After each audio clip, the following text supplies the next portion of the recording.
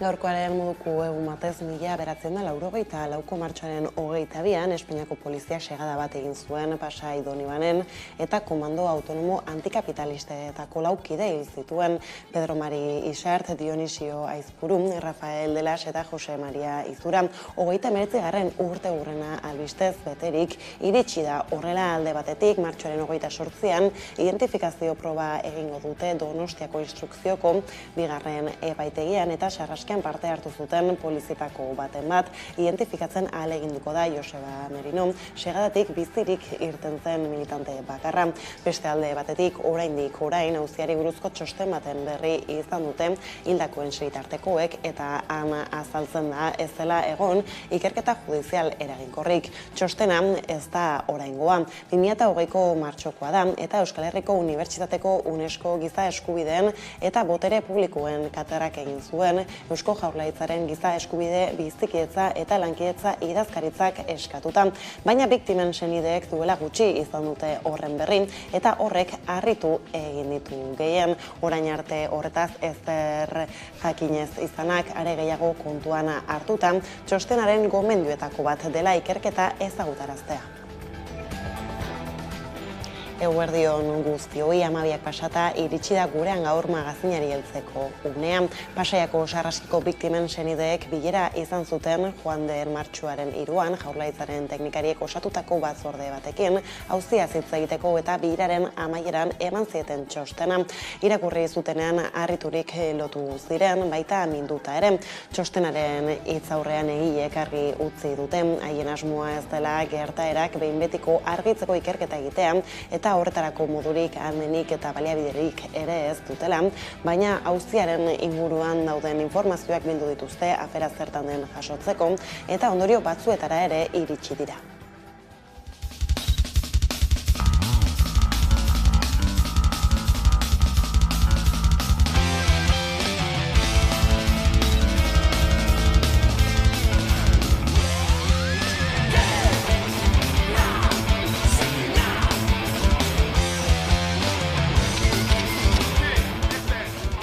Ikerketa hasieratik zulatua egon dela eta beharko dugula beste gizartearen, jendearen, herriaren inplikazio bat.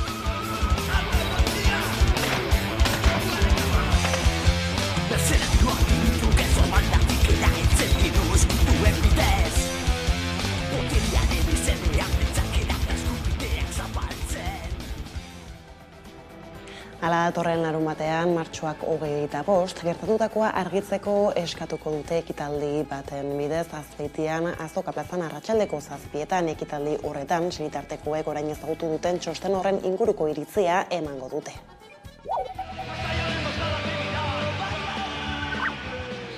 Politikariak eta giza eskubideen alde egin eta hau dena ez badute aitortzen, ez badiote errekonozitzen ditu ematen, ondiken da sufrimiento handio da, ez? Gure zaurietan gatza botatzen nahi dira, Beti gogatuko nahi zena eta ez dutena superatuko. Zate zuen ezin alda ezarrein. Zintzun sinistu behar, gauzak hain garbion da. Gauzak hain garbion da. Hainbeste tiro egin denak. Egia jakitea sekulako handi izango litzakela. Posikan handien hori izango litzakela. Da horren alde jarraituko du bat, dute iduztak ez.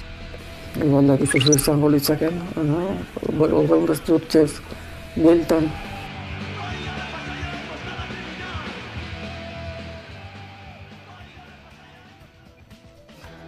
Bestadetik ingurumenaz eta klima ziritsitako azken berriei erreparatzeko oinatira joko dugun, bertan baita Udane Arbeo lankidea. Kaixo, Udane.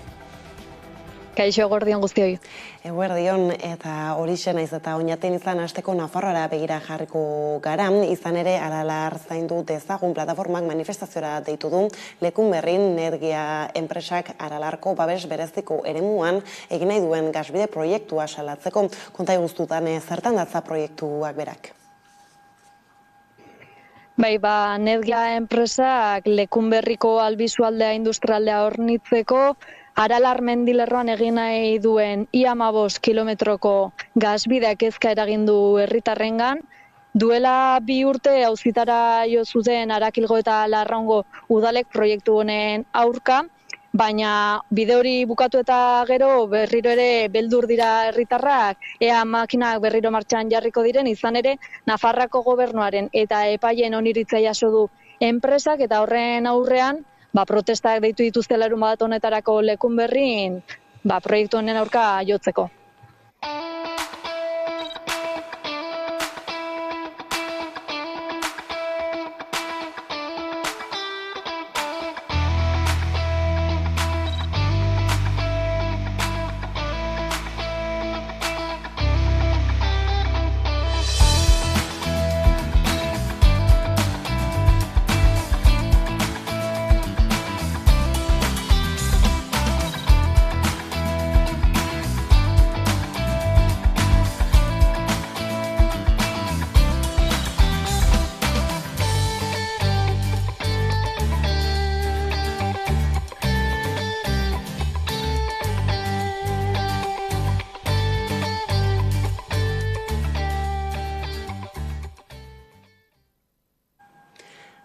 Bestaldetik, ekologistak martxanek neurriak eskatu ditu kutsaduraren aurka 1.000 biztanle baino gehiago dituzten herrietako udalak behartuta daude airaren kalitate ona bermatzen duten planak ezartzera.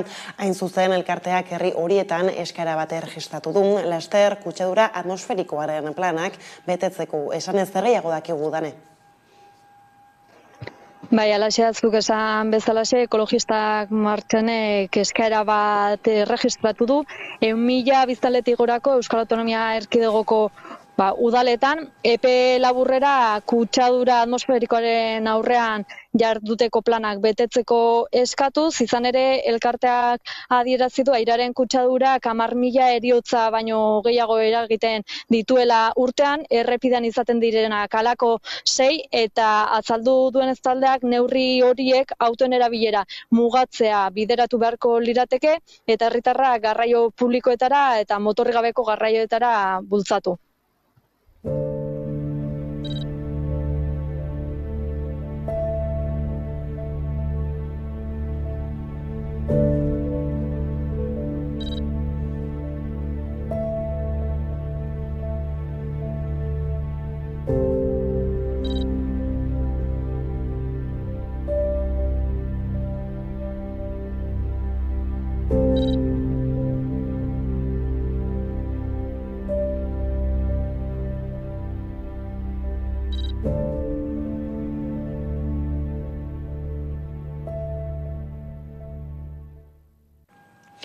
Konexioarekin bukatzeko berri zuene, klima aldaketari buruzko gobernu arteko taldeak zientzia klimari buruz ondu duen jakintzaren gaineko gako nagusiak aurkeztu ditu, baita mundu agintaritzako gomendio sorta bat ere, berotze globalaren kontrako politika eraginkorrak ezarritzaten, zer da hemen azpimarratzekoa?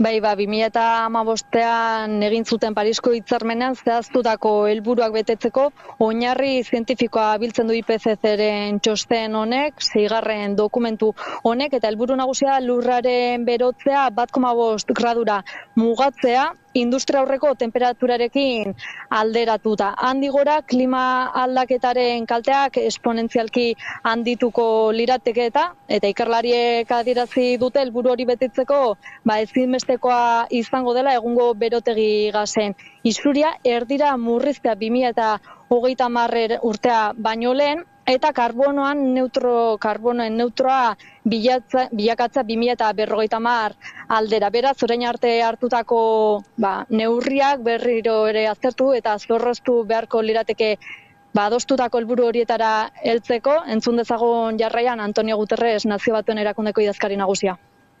Dear friends, humanity is on thin ice and that ice is melting fast. As today's report of the Intergovernmental Panel on Climate Change, IPCC, details, humans are responsible for virtually all global heating over the last 200 years. The rate of temperature rise in the last half-century is the highest in 2,000 years. Concentrations of carbon dioxide are at their highest in at least 2 million years. The climate time bomb is ticking. Ondo da, Udane, honekin hemen utzi behar dugu konexioa, eskerrik asko eta hurrengora arte. Bai, oso ondo. Apartamendu turistikoak eta hotelak irekitzeko baimenak ematari utziko dio Donostiak martxoaren amaieratik aurrera. Udalbatzak neurria onartu bezain laster jarriko dute martxan eta urtebete inguru iraungo du. Hotel gutxiago eraikitzeko neurri berriak baina hainbat salbuespen ditu. Gainera, baimena ez da ukatuko Donostiako auzo guztietan.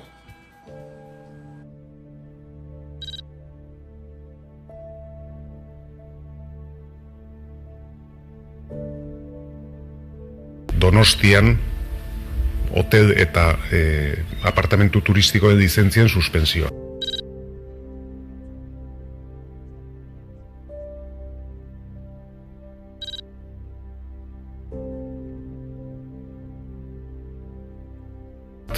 Antigua Ondarreta, Tegorreta Udia, Erdialdea, Gros, Ibaeta auzoetan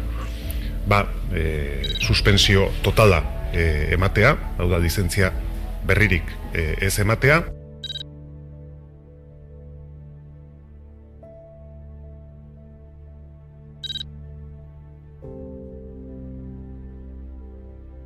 Lan horietan gaude, abiatu gera lan horietan, eta aldaketa horren hasierako onarpenarekin beste urtebetez ere luzatu dezakegu suspensio hori.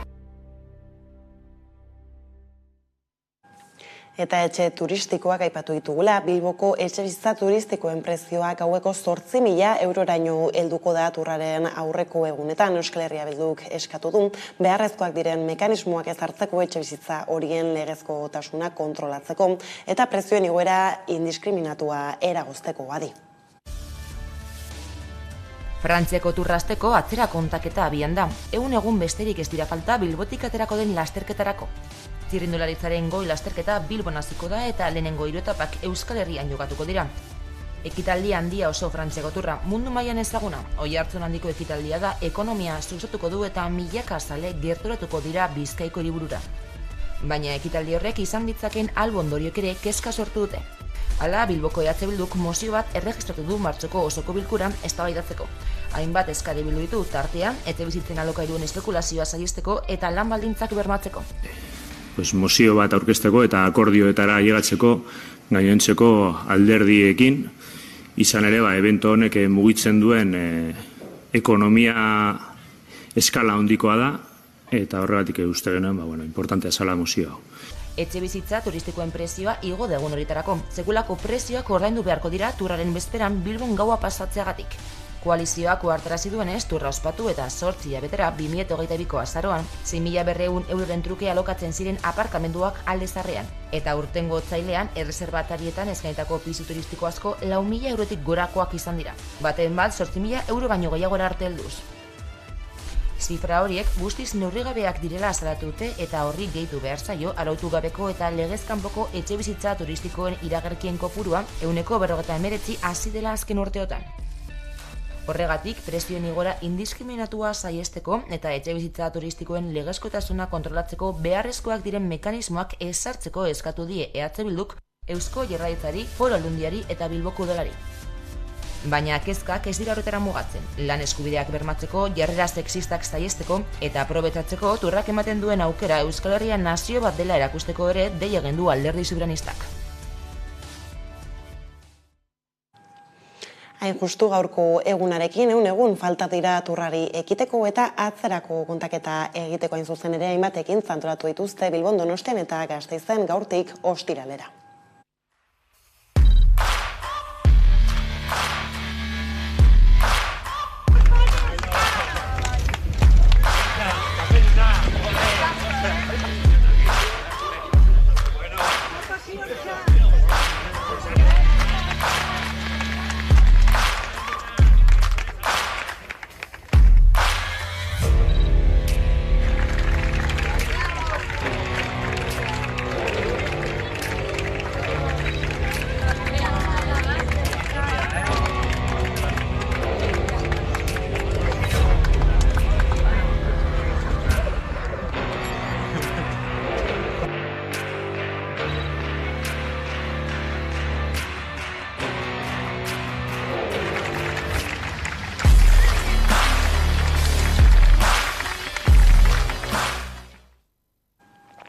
Eta honekin kirole mueltakoak aipatuta, turrain mueltakoak kultur arlora egingo dugu salto jarraian, izan ere gainean dugu zeinen ederra izango den jaialdia. Atzera kontaketa martxan da, apirilaren lehena iristera zain, eta festa handiaren ingurukoetan sakontzeko Julen Hernandez Zeit Festeko komunikazio arduraduna dugu, kameraren beste aldean. Kaixo, Julen? Kaixo, egunon, zer moduz? Tira, asteko apirilaren batean ospatuko da zeinen ederra izango den jaialdia. Bigarren aldiz, honek esan nahi du lehen edizioa arrakastatsua izan zela. Julen, zer espero duzue datorren honetarako? Espero deguna da izugarrizko festa. Aurreko urtean egia da oso ondo juntzela, baina kontuan hartu behar dugu, aurreko urtean oraindikan COVID-aren neurriak ere genituela, eta jende musikoarekin zijoala, eta bazeudela hainbat gauza errespetatu beharrekoa. Aurten horrelako ezer ez dago, izugarrizko kartela dakagu, goizeko 10:00 gaueko ordu biak arte musika galditu gabe, musika eta aktuazio bereziak izango ditugu bai eszenatoki gainean, baino publiko artean ere, azoka, futrakak denetatik izango dago. Beraz, espero duguna da, Euskal Herriko jende pila gerturatzea, familiak, kuadrillak, laguntaldeak, eta gurekin festa egitea. Hori da, eta gainera berezia eta osoa izango da urtengo festa, zuk esan bezala horren erakusle delarik programazioa. Bera, hainbat disiplinatako artistek hartuko dute parte, Euskal Sortzaien azoka ere egongo da besteak beste, eszenatokitatik kanpo ere eskainiko dituzue ikuskizunak, okerrez banabil, eta hori bai, jaialdiari hasiera bera ematen Jaizkibel konpainia izango duzue, Jaizkibel konpainia parekide hain zuzen ere. Honta zer duzue esateko ez, zergaitik aukeratu duzue modu honetan ematea hasiera? Guk nahi genuen edo bintzat gure buruan Zeitfest bada zerbait Zeitfesteko atetatik kanpo doana. Hau da, Zeitfesten ateak 10:30 irikitzen dira, baina gure buruan bazego nolabaiteko gogoa ateak iriki aurretik zerbait antolatzea, Zeitfesten filosofia berdina daukan zerbaiten erakusleku ere izatea, eta orezko norbaitek egitea ate irekiera. Hau, asko debatitzen ibili ginen eta asko debatitu ondoren pentsatu genuen aproposenetako bat zela Hondarribiko Jaizkibel, eta haiekin oso pozik gainera egingo genula 10:04 10:30 15 minutuko desfile hori bekeko atetik Zeitfesteko atera, bertako ateak irikitzeko eta danak festa hasteko. Eta arrazoia hainbat arrazoi. Haien filosofiarekin bat gatozelako berdintasunaren inguruan, eta horretaz gain Jaizkibel badelako gurekin oso ondo eramaten den taldea. Bai zetakekin eta bai beste lantaldeko jendearekin, eta orduan uste genuen daukagun gertutasunarengatik eta konfiantzagatik haiei bota genien proposamena oso pozik hartu zuten, eta beraz gu haindikan pozik pozikago gaude haiek irikiko dituztelako gure ateak. Hala izanik, hausnarketa nahikotxo badakar programazioak bera, Julen, aipatutako ez gain esaterako euskal travestiek ere euren lekua izango dute Zeit Festen, eta musikaz harago doan jaialdia da, beraz, zer daba, halako ekinbidekin ez bilatzen duzuena? Erabaki guztiak erabaki politikoak dira. Nahi baduzu edo ez baduzu nahi ere, gero ondoren politikoki gero erantzukizun bat dauka. Eta guk hori oso argi dakagu. Eta badakigu edo bagenekien bintzat, gure autu askok oso garrantzitsuak izango zirela, jendearen pentsakerarako edo bintzat Euskal Herrian izan dezaken implikaziorako. Eta horien artean, badira Euskal Herrian hainbat eta hainbat travesti haien artea lantzen ari direnak eta gutxinaka asko azten eta profesionalizatzen ari direnak, eta Zeitfest guztiz zabala, handia, anitza eta plurala delako travesti hauek argi dago gurean ere lekua bazutela. Beraz, gu oso pozik gaude, haiei proposamena bota ondoren haiek baiezkoa eman izanagatik, eta Albin Astardastek bere travesti lagun pila karriko ditu. Albin Astardastek egingo du travestien showaren zuzendaritza artistikoa, eta travestiek gurean 3 show desberdin eskiniko dituzte, 10-11 minutukoak publiko artean, eta pasa bat izango da. Zeitfesten baldin bat zaudete, gerturatu zaitezte zeren oso nahi izango da. Hori da ez, gainera musikari berari helduta esaterako hor tartean ere baduzue, hemendik taldeari egingo diozuen omenaldia ez, zer gehiago konta daiteke hortaz? Hemendikatek Euskal Herrian izugarri pila markatu du. Eta begira urte pila pasa direla, baina haien Spotifyera sartzen bazara, oraindikan milaka eta milaka entzule dituzte hilabetero. Pasaba da, haiek manejatzen dituzten zenbakiak, eta hori taldea momentu honetan existitzen ez dela. Edozein lekutan erromeritara, kalea pintxopote batera baldin bazoaz, tabernetan, festetan, edozein lekutan ateatzen da hemendikaten musika, eta guk ere horrelako zerbait izan genuen Zeitfesten. Haiek ez dira etorriko, hau ez da hemendikaten kontzertu bat, haiei egite zaien omenaldia da. Hau da, haiek Euskal Herrian izugarrizko ondare utzi dute, eta ondare horrekin danak dantza eta festakin nahi dugu. Beraz, ari gara, prestatzen izugarrizko showa, oraindik gehiago ezin dugu kontatu, baina oso ondo pasako dugu hemendikaten musikarekin. Beraz, horixe zuzenan ikustera zain geldituko gara, eta, bueno, azkenan aipatutakoak ez dira gutxi, gehiago ere jasotzen ditu programazioak, gainera musikariek ere garrantzi handia ematen ari dira jaialdiari berari, hainbat badabiltza, ikuskizun bereziak prestatzen, Zeitfesterako konkretuki, oraindik bada sarrerak erosteko aukera, ezta? Bai, sarrerak erosteko aukera bada, aurreko urtean jaialdia baino egun batzuk lehenago sarrera guztiak saldu egin genituen, soldaut egin genuen, eta une honetan bintzat norbaitek Zeitfestera joteko gogo baldin badauka, mesedez sartu zitezte zeitfest.eusko.gunean eta erosi sarrerak, zeren oso polita izango eta ez ere, zuk esan dezunaren bezala oso pozik gaude Euskal Herriko artista musikariak eta taldeak ze implikazio hartu duten Zeitfestekin. Guk ikusten dugu ze garrantzitsua den Durangoko azoka, eta Durangoko azoka bezalako ekitaldi kulturalak non dana batzen dene eta euskal artista zerbait gordetzen duten publikoari berezitasun hori eskaintzeko plaza publiko batean, eta guk ere horri begiratzen genioen etorkizunean pentsatuz jo. Zer egin dezakegu gureare hain zabala edo hain berezi izateko. Eta haiek, artistak haiek izan dira honelako gauza hauek proposatu dituztenak. Esne Beltzak single berria aterako du, lehen aldiz Zeitfesten eszenatokitan joko dute, Kerobiak ere, Nogenek atera du single berria eta Zeitfesten eszenatokian joko du lehenengo aldiz single hori, beraz, gu oso pozik gaude honekin. Hori da, eta honekin horrela utziko dugu konexioa bera Julen, arrakastatzua, suertadia berriz ere festa, eskerrik asko eta hurrengora arte. Eskerrik asko.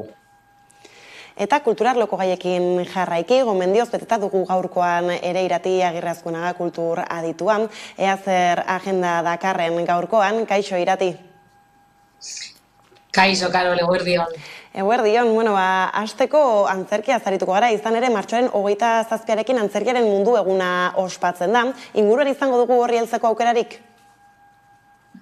Bai, izango dugu baita ere beste antzesle eta beste konpainia batzuekin ospatzeko aukera, esan bezala hori datorren astelenean ospatuko da, eta horretarako adibidez Bilboko BBK aretoak oroimenaren galerari buruzko 2 lan ekarriko ditu Bilbora. Eta gainera lehenengoa, orain aipatuko duguna agurra, lehenengo aldiz euskaraz antzestuko den Euskal Herrian. Hilaren 24an, ostiralean, hain zuzen, egunetara, agurra antzeslana izango dugu BBK aretoan, Gipuzkoako Bidania konpainia gaztearen lehen antzeslana da, orain arte ikusentzunezko lanekin ibili dira, edo ikusentzunezko lanetan zentratuta, eta Agurtzane Intxaurraga dugu zuzendari aktore lanetan, aski ezaguna dugun Kandido Uranga aktorea, baina baita ere Inigo Gastezi gaztea, justo Inigo Gastezi da konpainia honen arduraduna. Gidoia Nina Mitrovic Kroaziako antzerkigilearena da, eta esan bezala hainbat herrialdetan eta hainbat hizkuntzetan estenatu izan da, baina orain lehen aldiz iritsiko da Euskal Herrira euskarazko bersio honetan. Antzeslanak, azkenean,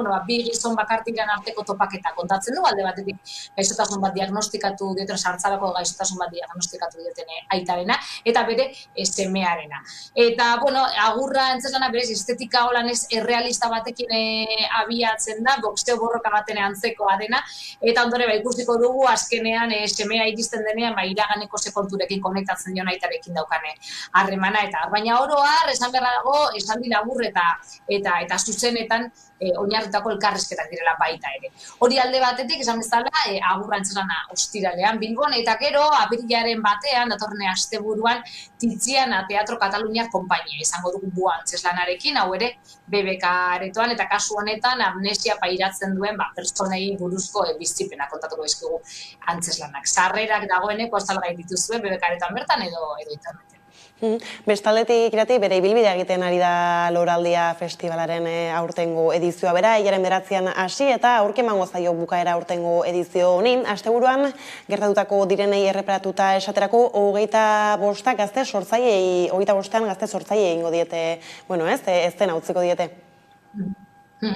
Hori da, bai da, azkenengo astean murgildu dago Loraldia, eta ondo zameza, zapatuan edo larun batean, arratzalde gau osoa, gazte edo gazten sormenari eskainiko dio programazioa, bertsolaritza, antzerkia, musika, dantza hemenaldiak, denetarik egongo da La Terminal Espazio, Nordeustuko Irlan, Zorrozaurreko Irla ezaguna dugune toki hori. Eta, iaz dagoeneko Loraldiak, terminalean aurreneko edizioa abiatu zuen, gazten sormenari edo gazte sortzaile eskainetako guna, eta ikusi zuten, arrakasta izan zula, horregaitik aurten ere bigarren edizio honi bidea eman diot. Eta alde batetik, aldarri bat bertsoz izeneko ikuskizuna izango dugu.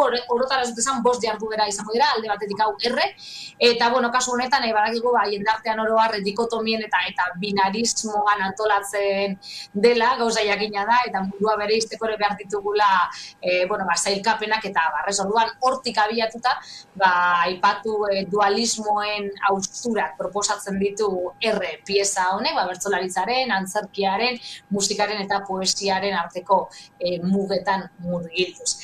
Beste alde batetik, baita ere, patinetan edo patinetako koreografian oinarritutako ikuskizuna izango dugu. Noiz ez da inor galdu izeneko antolatzaile adierazi dute, dantza garaikidea patinetan ez dela ikusi ohi dugun sormen lana, eta kasu honetan arte esparru berrietan esploratzeko asmoarekin ekarri dutela roller dance delako hau, edo dantza patinetan koreografia. Abia taldearena izango dugu hirugarren ikuskizuna, Nafarroa bereko 3 musikariz osaturiko taldea da, herri kantak eta musika klasikoa uztartzen dituena, eta Formol laboratoriaren album antzeslana ikusteko aukera ere egongo da Bilbon. Askotan komentatu izan dugun Formolen album antzeslana, orain arte arrakasta izugarria izan duena. Amaitzeko, Sitilia taldearen kontzertu izango dugu, Gaztea maketa lehiaketaren irabazleak izan dira 2022an Silitia barkatu taldeak, eta Silitia 2 artistez osaturiko proiektua da.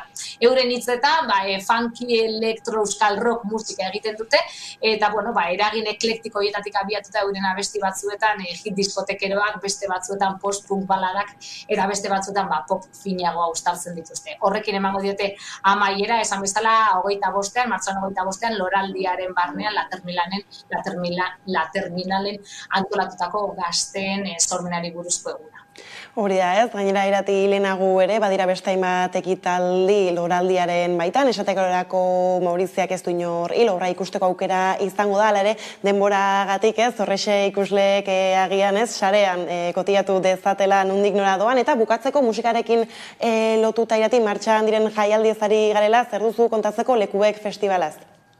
Udaberriarekin batera bueltan dela Lekuek festivala, Gernikako Lekuek festivala, martxoan 17an hasi zen, ostiralean, baina hilaren 25 arte, hau da, larun batera arte, luzatuko da, eta horregaitik aipatu nahi genuen azkenengo egun hauetan, aukera dugun, ikuskizun ditugun, ikusteko bertan Gernikan.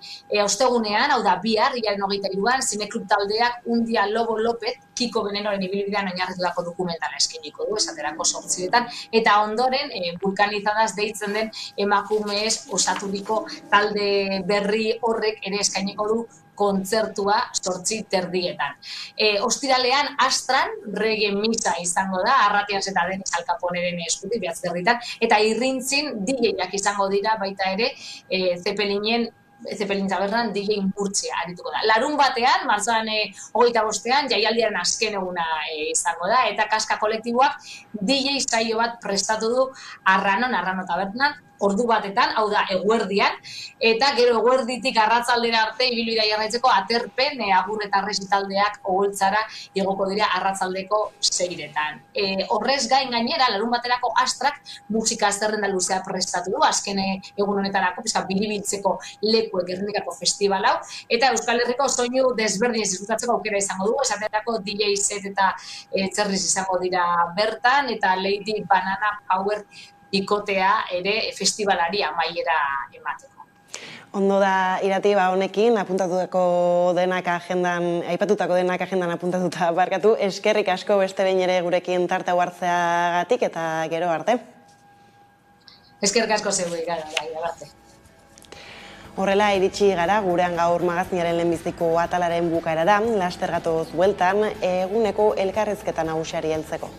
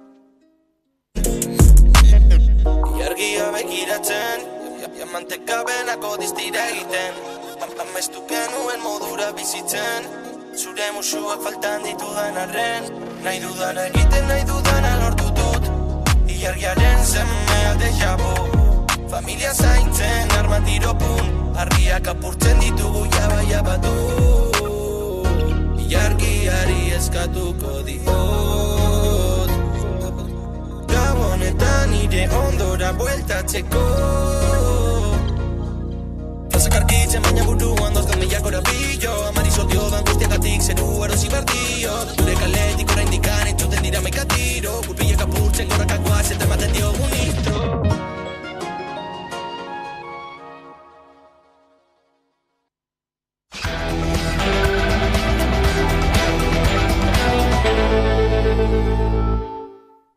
Amabiterdiak pasata dila iritsi da eguneko elkarrizketa nagusiari heltzeko unean, eta horretarako gaur dugu hemen gurekin Aitor Bengoetxea, Udako Euskal Unibertsitateko zuzendaria, ondo etorri gurera.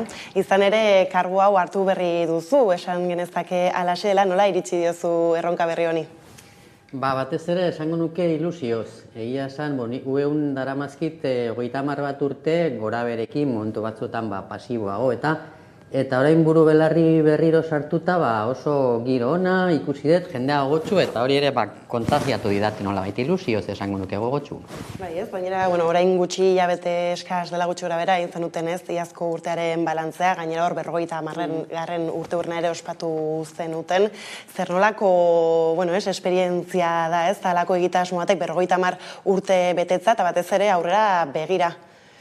Bai, guretzat izan da nolabaiteko erakusleio bat, 50. urte hurren hau, zenbaki borobila ez da, 1972an sortu ginen Ipar Euskal Herrian, eta izan da momentu polita atzera begira, aitorpena egiteko inbeste ekarpen egin duten hainbati, eta pixka bat erakusleioa, ez da, egin ditugu hainbat ekitaldi, eta hainbat jende hurbildu zaigu, eta egia esan, polita izan da. Eta irakaspenei helduta ez, 50 urte hauek zer utzi dute ez ustez azpimarratzekoa? Biziri dagoela UEko proiektua eta esango nuke jende askoren ekarpena, ez da? Gaur egun kalkulatzen dugu nolabait gure inguruan mugitzen dela 20.000 lagun inguruko komunitatea. Orduan irakaspena, biziri dagoelako Euskal Unibertsitatearen proiektua beti egondelako jendea horre bultzaka, ez da? Bai, ez baina, kepasasoaren lekukoa hartu duzu eta, ez apurrat balantze hortaz. Hitz egiten esaten zuen ez, ibilbideaz arro dagoela, baina hala ere, badira hainbat kontu, ez, zein zuekin konforme ez den, nola ikusten duzu zuk hori edo bazara deskonforme hainbat konturekin? bat egiten dute Kepak esaten zuenarekin, azkenean izango litzateke botila erdi betea eta erdi hutsa bezala, ezta? Egia esan uste dugu gauza txukunak egin ditugula eta azken 50 urteotan euskara eta unibertsitatea elkartu direla nolabait, oia ez direla duela 50 urte ziren bezain arrotz, beraz uste dugu lan handia egin dugula bi elementu horiek elkartzen, baina oraindik ere badago zer egin, oraindik ere ezin da euskeraz ikasi Euskal Herri osoan zientzia arlo guztietan normaltasunez, eta oraindik ere hor jarraitzen dugu Euskal Unibertsitatea sortzeko ilusioa eta metxarekin, ezta? Gai horri gerosago helduko diogu, eta orain galdetzeko, 50 urteak beteta, aurrera begira zintzu dira erronka nagusiak? Igual epe motzera eta unibertsitate klasikoen egiturari jarraituz, ezta, alde batetik irakaskuntza arloan gure tresna da goi institutoa, goi mailako online institutoa, formalki UPV EHU-ren zentroa txikia dena, eta orduan erronka daukagu goi hori indarberritzea. Egia esan, ari gera alde batetik egiten ditugu beti bezala aurrez aurreko jardunaldiak, udan eta ikasturte osoan zehar ere, baina gaude aurrera begira eta 21. mendea nola ez digitalizazioa eta online irakaskuntzan, ezta?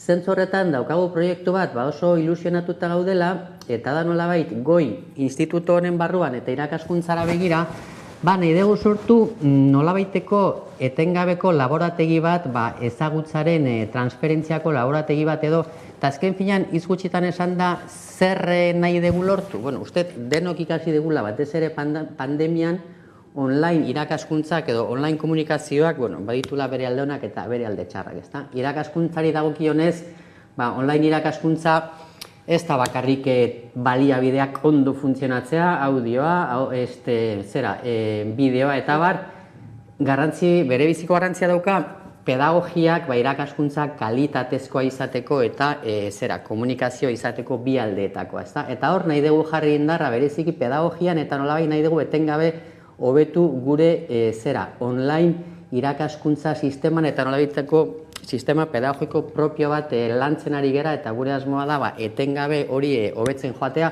bai gure irakaskuntzan sartzeko eta baita ere eskaintzeko zerbitzu hori irakaskuntza euskeraz eta online eman duen edon hori, ezta? Gero oso labur hori irakaskuntzari buruz, gero oso labur difusioaren alboan, hor ditugu gure liburuak, dagoeneko 500 inguru ditugu, urtero 10 inguru liburu argitaratzen ditugu, orduan difusioan liburuak, gure 3 aldizkaria, Gustaro giza eta gizarte zientzietan, osagaiz osasun arloan eta baita ere kondaira historia arloan, eta gero ikerketa arloan ere baditugu gure erronkak gero agian komentatuko ditugunak, ezta?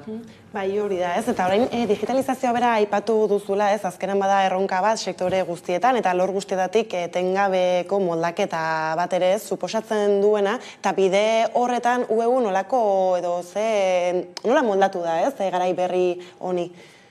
Bai, bere biziko garrantzia ematen diogu, horretan seguro ez gara originalak, denok gaude horretan, ezta? Baina momentu honetan ematen ari gara irakaskuntza master bat, gero titulazioa EHU-rena da, eta orduan horia ari gara implementatzen, lehen aipatzen nuen nolabaiteko sistema pedagogiko propioa, eta esan bezala garrantzi berezia ematen diogu horri, ezta? Pentsatzen dugu UEUk aurrez aurreko irakaskuntzan beti eukidula indargune bat komunikazioan eta zuzeneko komunikazioa eta komunikazio horizontal horretan gure hasierako definizioan unibertsitate herritarraz hitz egiten zen eta orduan nolabait erronka hori da, ez? Nola lortu izatea online, euskeraz, herritarra eta bi aldeetako komunikazioa eta kalitatezko irakaskuntza, ezta? Ez izan ere arlo horretan, ez, euskara eta digitalizazioa edo bintzate teknologi berrien panorama horretaz ez irakurketa egiten duzu, ez? Aukerak badira moldatzeko eta aurrera ganoraz egiteko? Bai, ari gera horretan buru belarri. Baditu gure lantaldeak teknologia arloan, esaten nuen bezala pedagogia arloan, eta ari gera, beraz, ari bagera, posible da, ezta? Bai, ez da, hor besteak bestez, helburu orokorren hartan komunitatearen atxikimendua areagotzea, aipatu izan da maiz, ez hori ere bada helburua, eta baita ere referentzialtasuna, ez, handitzen jarraitza egin batean, ez, bi arlo hauekin une honetan nola aurkitzen zarete? Bueno, esan dezun bezala hori da gure berebiziko garrantzia ematen diogun arlo bat, ezta? Azken finean, Euskal Herrian momentu honetan ditugu 7 unibertsitate, hainbat eta hainbat ikerlari euskaldun, Euskal Herritik kanpo ere unibertsitate ezberdinetan, eta gure helburua da euskal komunitate zientifiko hori nolabait trinkotu eta saretzea eta elkar ezagutzea, ezta? Eta hori lortzeko bidean, gehian emango nioke garrantzi berezia ikergazte gure ekimenari egiten dugu kongresu bat 2 urtean behin ikerlari gazteekin, aurten egingo dugu Donostin maiatzan, eta besteak beste hori bada tresna bat, etengabe saiatzeko trinkotzen eta saretzen barreiatuta dagoen euskal komunitate zientifikoa, eta hori gutxi balitz, euskal komunitate zientifikoa zientzia arlo guztietan. Eta hor, unibertsitateak aipatu dituzula, zer nolako harremanak, aipatu zu lehenxeago ez da apur bat, baina zer nolako harremanak dituzue Euskal Herriko unibertsitateekin eta zein proiektu agian esku artean?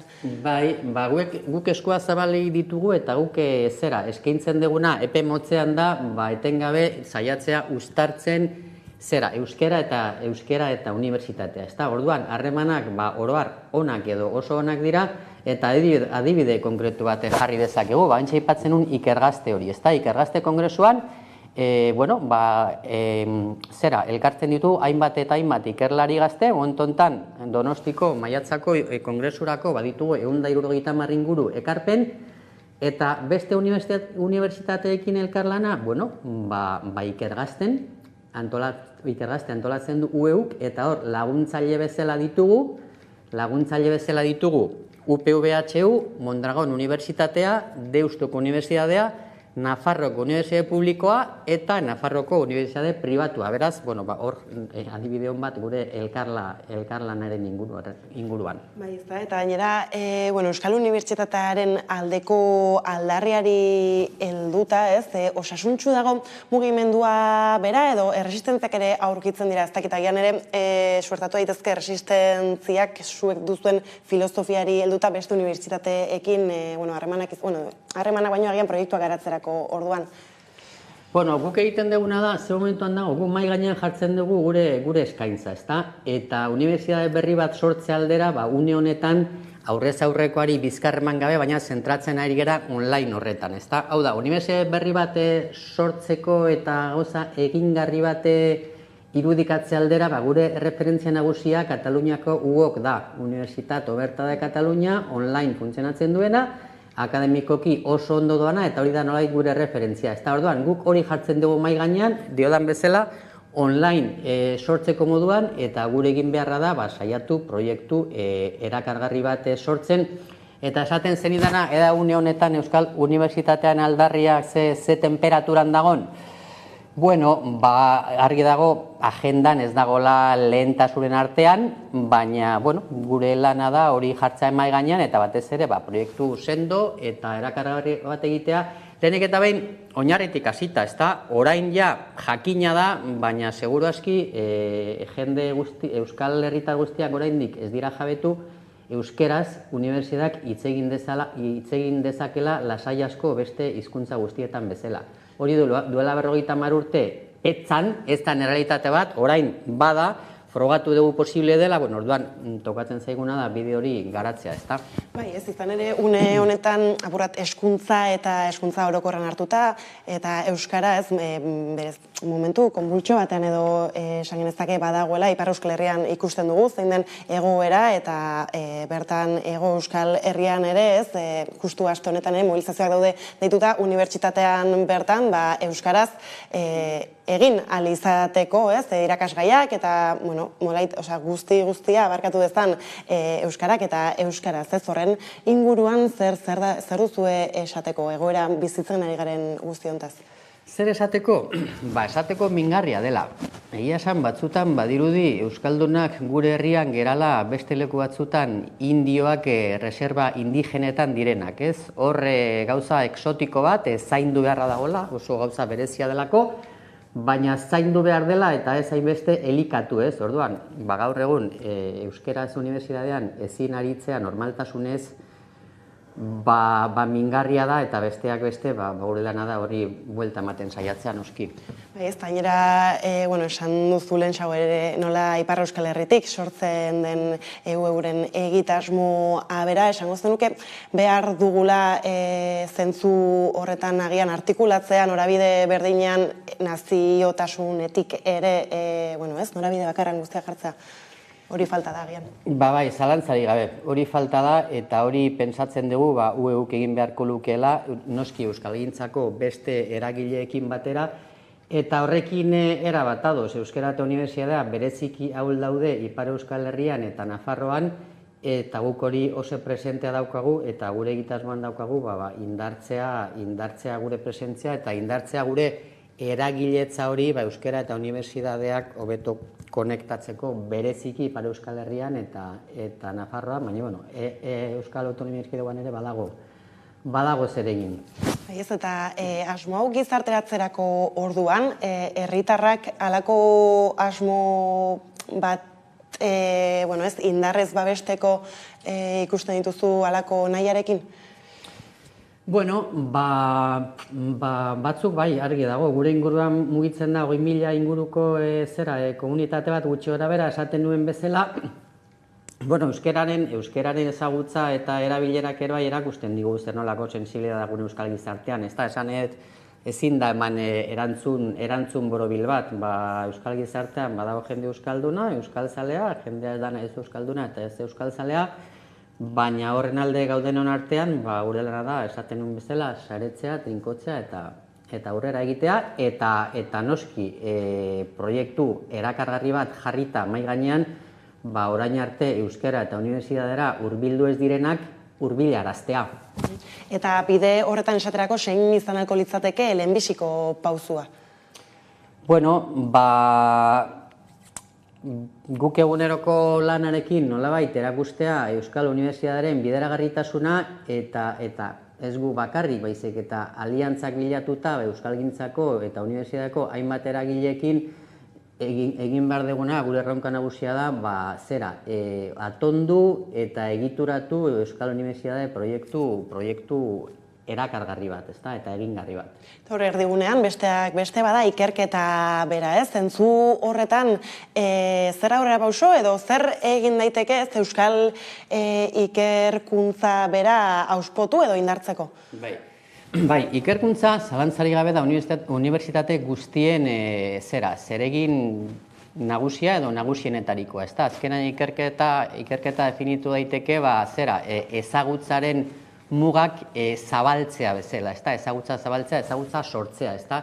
Guk hori oso presentea daukagu, eta gure kasuan nahi diogu ikerketaren, unibertsitate guztiek heltzen dioten ikerketaren erronkari heldu gure ikuspegitik, esan nahi dut, UEU herrigintzatik sortutako proiektu bada, orduan ikerketaren inguruan 2022an eduki dugu albiste bat oso ona eta izan da Jaurlaritzak aitortu gaituela ikerketako agente ofizial bezala, beste Euskal Autonomia Erkidegoko ikerketa sareko agente bezala, oso notizia ona izan da, horreko ospoa eman digu, eta zentzu horretan ari gera orain osatzen UEU barruan ikerketa batzorde bat, erronka polita eta potoloa ere, eta nahi deguna da, ikerketa planteatzen dugunean zer ikertu, hainbat jakintza arlo ditugu, gure indarrak deno ikertzen zigun bezala mugatuak dira, eta orduan ikerketa lerroak lehen etxi behar dira batzuk, zentzu horretan, horretan ari gera, baina gure izaera ikusita, nahiko genuke bereziki herrigintzarentzat eta lehen aipatzen zenuen nazio kohesioarentzat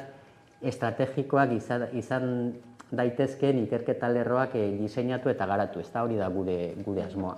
Eta erakunde publikoek edo eta politikoek nolabait esatarren zer nolako jarrera dute halakoen aurrean edo, zuena bezalako egitasmoak aurrera ataratzen eta jarraitzeko bide horretan nolako apoioa edo suposatzen du? Bira, esango nuke alderdi politiko desberdinekin daukagu harremana eta esango nuke entzuten dutela arretaz eta jarrera irekia ikusten dugu. Orduan, aurrera egiteko harria edo pilota gure teilatuan dago eta hori esango nizuke, entzuten dute eta hainbat eta hainbat ekimen egiteko bai epe motzera eta bai epe luzera ezinbestekoak ditugu aliantzak, indarguneak eta adostasun politikoak. Epe motzera diodanean, lehen aipatzen izun gure goi institutua indartzeko, besteak beste, finantziazio behar da, finantziazio publikoa, eta nola ez, epe luzera Euskal Unibertsitate berri bat sortzeko, batez ere online izango litzatekena, lehen aipatzen nun Kataluniako UOKaren antzera, hori, unibertsitate berri bat lortzeko ezinbestekoa da legez adostea, beraz horrek eramaten gaitu bete-betean alderdi politiko desberdinen arteko adostasunera. Orduan, guk egin behar duguna da, proiektu egingarri eta erakargarri bat jarri mai gainean, eta gero saiatu aliantzak lortzen edo josten, ezta? Bai, ez izan ere horretan, esaterako, inguratzen gaituzten gobernu guztien implikazioa beharrezkoa izango da. Bai. Bai, ez da. Eta horrekin lotuta, aipatu dituzu, gobernuekin, alderdi politikoekin batera ez aipatutako hainbat proiektu, eta horietaz aparte, baituzue beste proiektu batzuk, beste egitasmo batzuk esku artean? Gutxi gora bera aipatu dizkizudanak, orain epe motzera datozkidanak eta estira makalak balen aipatzen izuna, ezta? Gure goi institutuan sortzea online sistema pedagogiko propio bat, etengabeko ezagutzaren transferentziaren laborategia, ikerketa alderrotzea, nolabait aipatzen izkizunak ditugu momentu honetan hor gure mai gainean.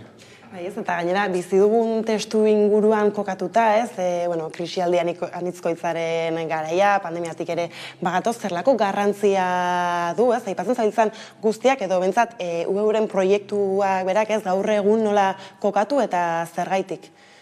Bai, edozein lekutik helduta ere unibertsitateak oroar eta zientziak bere biziko garrantzia dauka, aipatzen zenuen pandemiak argi erakutsi du, azkenean pandemiatik zientziak atera gaitu eta hainbatek buru belarri egindako lana, Eta orduan hori ustete jakina dela eta gure elementu gehigarria izango litzateke oso ondo zientzia, oso ondo unibertsitatea, baina Euskal Herrian gaude guzti hori aldala euskeraz. Gu noski unibertsitariak gera, hainbat hizkuntzetan aritzen gera eta ikertzen dugu gu noski gaude irekita hizkuntza guztietara. Dana da berazgarri eta jakintzak esan genezak ez daukagala hizkuntzarik, baina egun nahi dugu unibertsitateko lan egin nolabait euskeratik irekita, baina gure erroak ondo sustraituta, ezta?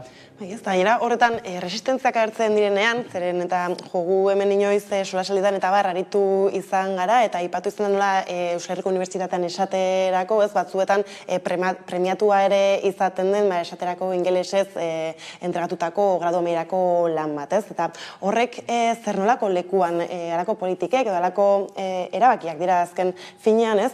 Zer nolako tokian usten du Euskara bera eta disiplina horretan? Bai, esaten dezuna alaxe da, eta hori konstatatu dezakegu, ezta? Euskerak, eta honek bete-betean eragiten dio euri, euskerak momentu honetan unibertsitatean daukan presentzia kuantitatiboa esango nuke batez ere EHUn, ezta? EHUn graduan oso edatua dago euskera zorionez, masterretan askoz gutxiago, baina aipatzen zenuenaren inguruan, nabaritzen da gehien bat ikerketaren ebaluazioan, ezta? Ikerketan esan nahi dut ekoizpena egiterakoan artikuluak, liburuak euskeraz egindakoak oso gutxietxiak daude.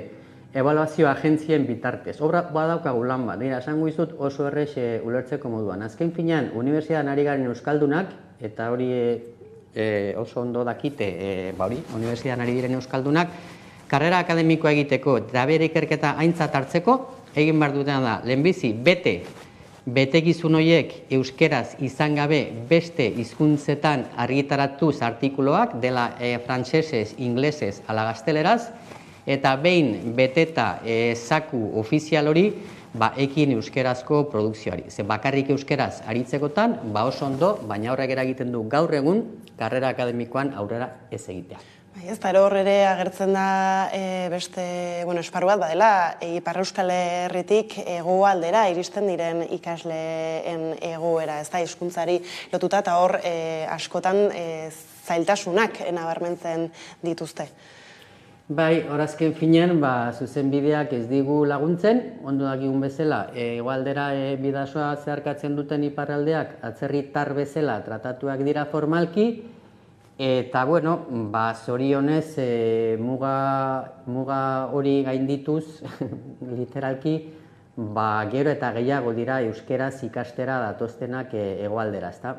Horrek badauka irakurketa ona, irakurketa txarra ere egin dezakegu, negatiboa, Ipar Euskal Herrian euskeraz ikastea base zaila den, ezta? Bai, ez gainera horri aurre eginean aipatzen zenuen online unibertsitate horren proiektua bera egia da, ez? Auspotzen duela beste marko batetik eta fisikotik harago ikasle guzti hauek lotzea eta gainera bada falta zaigun zerbait ez da zeren eta Euskal Herriko unibertsitate bintzat publikotik online eskaerari dagokionez hor gutxunean nabarmena da eta horri helduko zenioten. Bai, hori da. Unibertsitate guztiak eta eragile guztiak, ziur 11 telebista ere bai, ezta, daukate buruan jarrita besteak beste digitalizazioan, eta orduan guk nahi diogu buru belarri heldu horri euskeraz, ezta, eta horretan ari gera, eta aipatzen zenuen bezala, horrek badauka bentaja handi bat, eta da, horrek errazten dula asko saretzea Euskal Komunitate Zientifikoa osoa Euskal Herrian aritu edo munduko edozein txokotan arituta ere, ezta? Dena den, baita ere argi daukagu, UEUren pentsatzen dugu indargune badela baita ere, saretzea sari garenean ez da bakarrik ziberespazioa, saretzea baita ere jendean elkar ezagutza eta elementu emozional hori, ezta? Orduan, behin eskatzen hasita eta ambizioz eutxita, nahi diegu bi alderdiekin, ezta? Online, noski, baina alde batera utzi gabe eta alaxe egiten dugu urtean zehar egiten ditugun aurrez aurreko ikastaroak, ezta? Batez ere udan, horregatik gure izenare udako euskal unibertsitatea barkatuk, baina baita ere urte osoan zehar egiten ditugu aurrez aurreko jardunaldiak, eta uste dugu oso garrantzitsua dela hori, eta hau lotuko nuke lehen aipatzen zenidan 50. urte hurrenarekin horrek erakutsi digu are gehiago, pandemiatik irten da, ze garrantzitsua den aurrez aurrekoa, ezta? Esaten diat hemen utzi behar dugula elgarrizketa Idor, mila esker gurean izatearren. Eta orain jarraian solasaldiarekin bueltatuko gara. Kaixo, gu Amuma taldea gara, eta gutaz gehiago jakin nahi baduzue, Maldan Bera bideoklipa entzungai eta ikusgai izango duzue Bizi Musika programan. Animatu ikustera.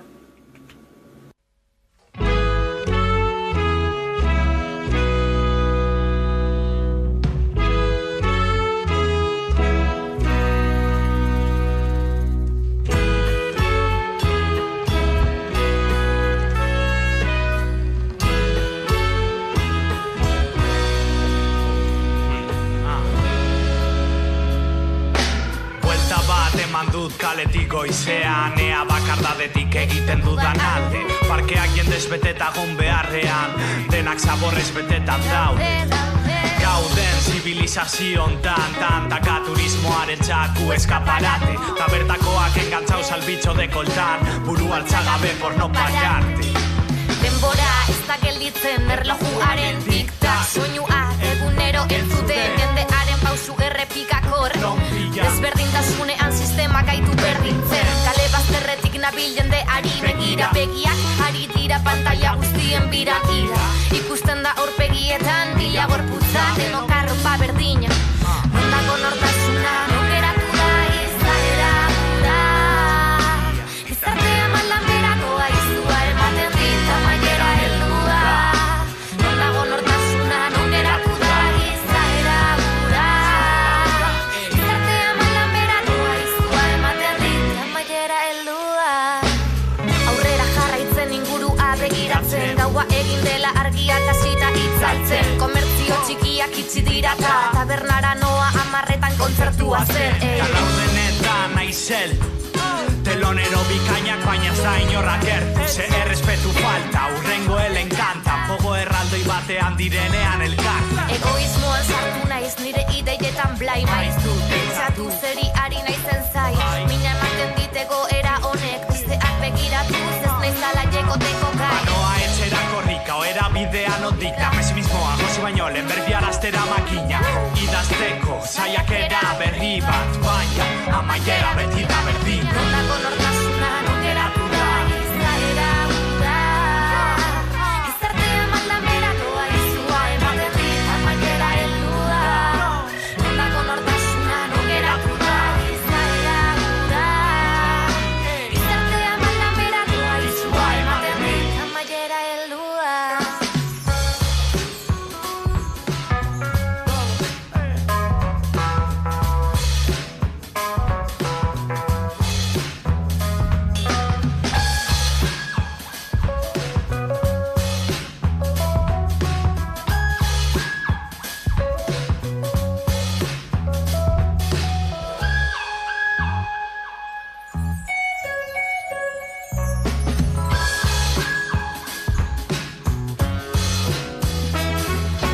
Nondako nortasuna non geratu da izaera hura. Gizartea maldamera doa izua ematen dit amaiera heldu da. Nondako nortasuna non geratu da izaera hura. Gizartea maldamera doa izua ematen dit amaiera heldu da.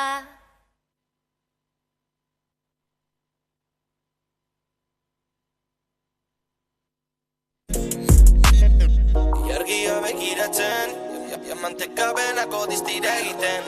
Amestu genuen modura bizitzen, zure musuak faltan ditudan arren. Nahi dudana egiten, nahi dudana lortu dut. Iargiaren semea deja vu. Familia zaintzen, arma tiropun. Harriak apurtzen ditugu jaba du. Iargiari eskatuko diot. Gabonetan nire ondora bueltatzeko. Gazak argitzen baina buruan dozgan mila korabillo. Amari soltio dan guztiagatik zeru erosi berdio. Gure kaletik oraindik entzuten dira maika tiro. Gurpilak apurtzen gorrakakoaz eta ematen diogun hito.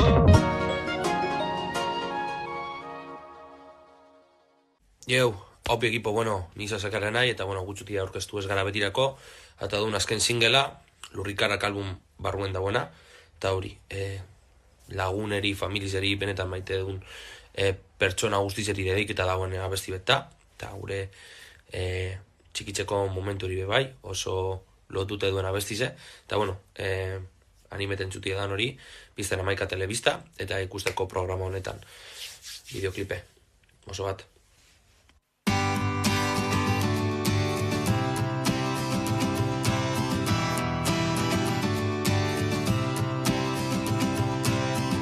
Oroitzen alzara txikita, nola geunden egun osoa jolasten. Eskuak zikin baina gaso barik, iluntzea heltzen zen arte. Azken egunean dena ikasten, zuretak poltsiko antolesten. Lehenengo zigarroa erretzen, lehenengo musua ematen. Betirako ez da denbora nahikoa, tan ez geldituko ezer ingabe. Zaindu beti egon direnak zure ondoan, bizitza aurrera doa eta ez da bueltatzen. Betirako ez da denbora nahikoa, tan ez geldituko ezer ingabe. Zaindu beti egon direnak zure ondoan, bizitza aurrera doa eta ez da bueltatzen. Amak esan zidan moduan, ez galdu berreskuratu ezin duzuna.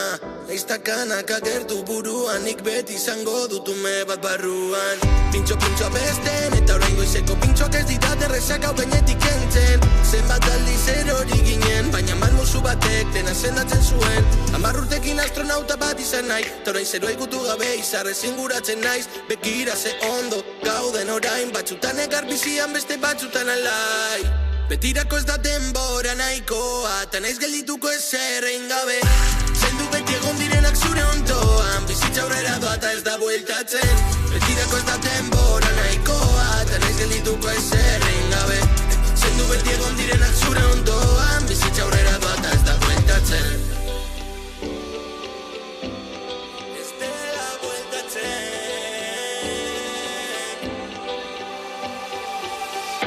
Oroitzen alzara txikita, nola geunden egun osoa jolasten. Eskuak zikin baina eraso barik, iluntzea heltzen zen arte. Azken egunean dena ikasten, zuretak poltsiko antolesten. Lehenengo zigarroa erretzen, lehenengo musua ematen. Betirako ez da denbora nahikoa, tan ez geldituko ezer gabe. Zaindu beti egon direnak zure ondoan, bizitza aurrera doa eta ez da bueltatzen.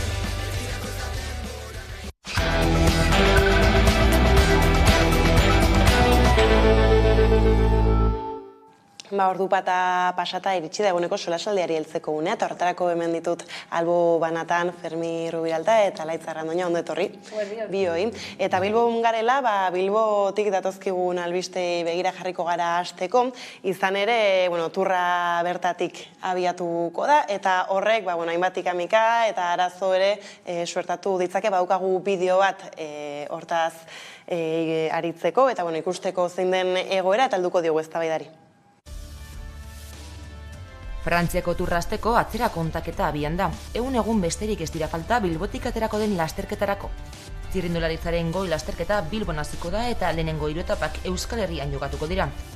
Ekitaldi handia oso Frantziako turra, mundu mailan ezaguna. Oihartzun handiko ekitaldia da, ekonomia sustatuko du eta milaka zale gerturatuko dira Bizkaiko hiriburura. Baina ekitaldi horrek izan ditzaken albo ondoriok ere kezka sortu dute. Hala, Bilboko EH Bilduk mozio bat erregistratu du martxoko osoko bilkuran eztabaidatzeko. Hainbat eskari bildu ditu tartean, etxebizitzen alokairuen espekulazioa saihesteko eta lan baldintzak bermatzeko. Mozio bat aurkezteko eta akordioetara ailegatzeko gainontzeko alderdiekin, izan ere, evento honek mugitzen duen ekonomia eskala handikoa da, eta horregatik uste genuen, importantea zala mozio hau. Etxebizitza turistikoen prezioa igo da egun horitarako. Sekulako prezioak ordaindu beharko dira turraren bezperan Bilbon gaua pasatzeagatik. Koalizioak ohartarazi duenez, turra ospatu eta 8 hilabetera 2022ko azaroan 6.200 euroren truke alokatzen ziren aparkamenduak alde zarrean. Eta urtengo otsailean, erreserbatarietan eskainitako pisu turistiko asko 4.000 eurotik gorakoak izan dira. Baten bat 8.000 euro baino gehiagora arte helduz. Zifra horiek guztiz neurrigabeak direla azalatu dute eta horri gehitu behar zaio arautu gabeko eta legez kanpoko etxebizitza turistikoen iragarkien kopurua 149 hasi dela azken urteotan. Horregatik, prezioen igora indiskriminatua saihesteko eta etxebizitza turistikoen legezkotasuna kontrolatzeko beharrezkoak diren mekanismoak ezartzeko eskatu die EH Bilduk Eusko Jaurlaritzari, Foru Aldundiari eta Bilboko Udalari. Baina kezkak ez dira horretara mugatzen. Lan eskubideak bermatzeko, jarrera sexistak saihesteko eta aprobetxatzeko turrak ematen duen aukera Euskal Herria nazio bat dela erakusteko ere dei egin du Alderdi Soberanistak. Aipatu da lerroburua bera badala esanguratsuna 8.000 eurorainoko prezioa izan dezakete Bilbon aurreko egunetan hori etxebizitza turistikoek, zer sorrazten dizu alako zifra handi batek? Azken finean da sistema honen ondorietako bat, ez da? Zera, montatzen direnean horrelako zirkoak, azken finean, ziklismotik oso urrundotako zera gai bat denean horrelako gauza gertatzen direnean, ez da? Eta niri grazia egiten didana da Bilboko udalak uste duenean propaganda ona Bilboren izenean egingo duenean pentsatzen, ez dakit nik zer pentsatuko duten ona etortzen direnean, eta horrelako prezioak ordaindu arazi egingo dietenean, ez da? Eta konparazio bat ekartzen dit burura, eta hau da datorren maiatzaren 6an okerez banago kopako finala egongo da Sevillan, eta badirudi horrelako arazo antzekoak gertatuko direla, eta Bilboko salen zera logikoa denez komentarioak antzekoak izango lirateke, ez da?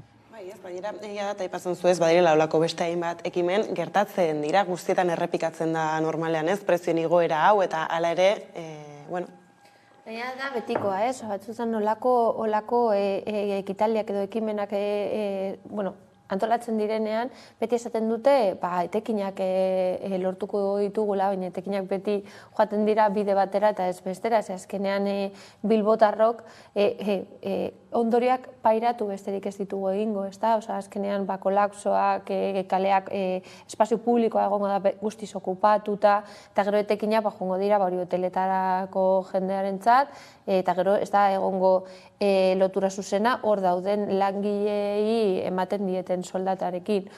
Nik uste dute arautzea oso garrantzitsua dela olako ekimenak egiten direnean, batez ere, egiten baldin badira etekinak ateratzeko, etekinak horiek herritarrentzat izateko eta suposatzea olako aldeak, ez? Badakigu hotelen jabeak oso pozik egongo direla, igual ostalaritza ere, baina gero herritarrok zelan ikusiko dugun edo zelan bizi izango dugun olako ekimen bat, nik uste dut gogorra izango dela. Eta gero beste esparrutik hori lan baldintzei buruz hitz egiten dugunean olako ekimenetan subkontratak dira oso ohikoak, ez? Hor dekogu BBK Life eta olako ekimenetan non jendea esklabutzat hartzen dutela eta hori onartezina da. Azken finean Bilboko udala utziko du lurra edo utziko du honen mesedetarako eta kontrola egon behar da gainetik, baina orokorrean ez dago kontrol hori, ez? Bai ez, gainera, aipatu zu BBK Life esaterako, eta hor langileek inoiz salatu izan dute, zelako egoera prekarioa bizitzen duten, alere alakoek eragin handirik gero realitatean ez dute. Aipatu duzu edo aipatu dituzu hoteloien jabeak, gaur egun jabe nagusiak fondoak dira. Hau da, hemendik 1000 kilometrotara dagoen pertsona fisikoak direnean horrelako pertsonak, hori alde batetik. Bestetik, jakin beharko genuke, diru publikoan benetan zenbat inbertitzen den, ez da bakarra eta jakin behar nahi genuke zenbat kostatu zaio gure instituzioetara horren mesedea egitea zera turrari. Eta gero badaude zeharkako gastuak, adibidez, 3 etapako zera trafikoa zuzentzeko ertzaintza hor egongo da. Azken finean desbideratuko dugu hori gauza publikoa den bat, hau da denona dena, enpresa pribatu bateraren mesederako. Hori ere gastua da. Eta normalean gero balantze egiten denean zenbat dirua sortu den, zenbat aberastasuna, eta inoiz ez dena konkretatzen zelan banatzen den bereziki sortutako teorian aberastasun hori, zenbat gastatu da zeharkako gauza horietan. Nik egia esateko ez dut inoiz ulertu zergatik horrelako ekintzetan kontrolatzaileak izan behar direla indar publikoak. Edo gutxienez ordaindu gabekoa. Polizia bebai garbitzeko zerak, denetari jarriko da bereien mesedetarako. Eta gero bebai, hori hitz egin dugu etxe bizitzari buruz eta hori pisu turistikoei buruz, zenbat gauza sortuko diren bakarrik ekimen honetarako eta gero sortutako zenbat geldituko diren, hori Ledesman sortu dira pisu turistikoak, segurazki hau helburutzat moduan hartuta, eta zenbat jende alokatuko duen bere etzea etekinak ateratzeko eta zer suposatuko duen, azken finean da, ez dakite, Sanferminetan gertatzen den bezala, jendea bere terraza alokatzen duela, eta hor, azkenean bihurtzen da dana negozio hutsa. Bai, ez, baina ikuste maldin bauzu hotelek edo bestelako preziok gora egiten dutela, bagian diozu, joango naiz asteburua kanpora pasatza eta jarriko dut alkilerrean nire pisua. Baina gure eguneroko bizitzan ere badu eragina, azken finean, batean, Bilboko zera jantoki guztiek prezioak altzatu egin dituzte. Hori gure kalterako esaten da. Besterik ikusi behar dugula, Bilboko jaietan, batean, zu taberna baldin basoa egunero menua jatera, eta aste horretan, eta suposatzen dut, aste turreko astean edo 3 egun horietan berdin edo antzeko gertatuko dela, prezioak igo direla. Eta hori guk jasaten dugula, ez kanpotarrak azken finean 3 egun baino ez dira izango hemen. Bai, ez baina lehen aipatu zuen nolako inbertsio kapital handia egiten den hainbat arloetatik, gero bada prezioen igoera hori, eta esaterako hortaz, Juan Mari Aburto hori galdetu izan zaiunan esaten zuen, edo dei egiten ziren hotelei, eta halako beste egiturei prezioak ez igotzeko, kanpotik datorrenak esperientzia polit bat izan dezan Bilbotaz. Ez da, hala ere, nolako esperientzia biziko dute bertako bilbotarrek.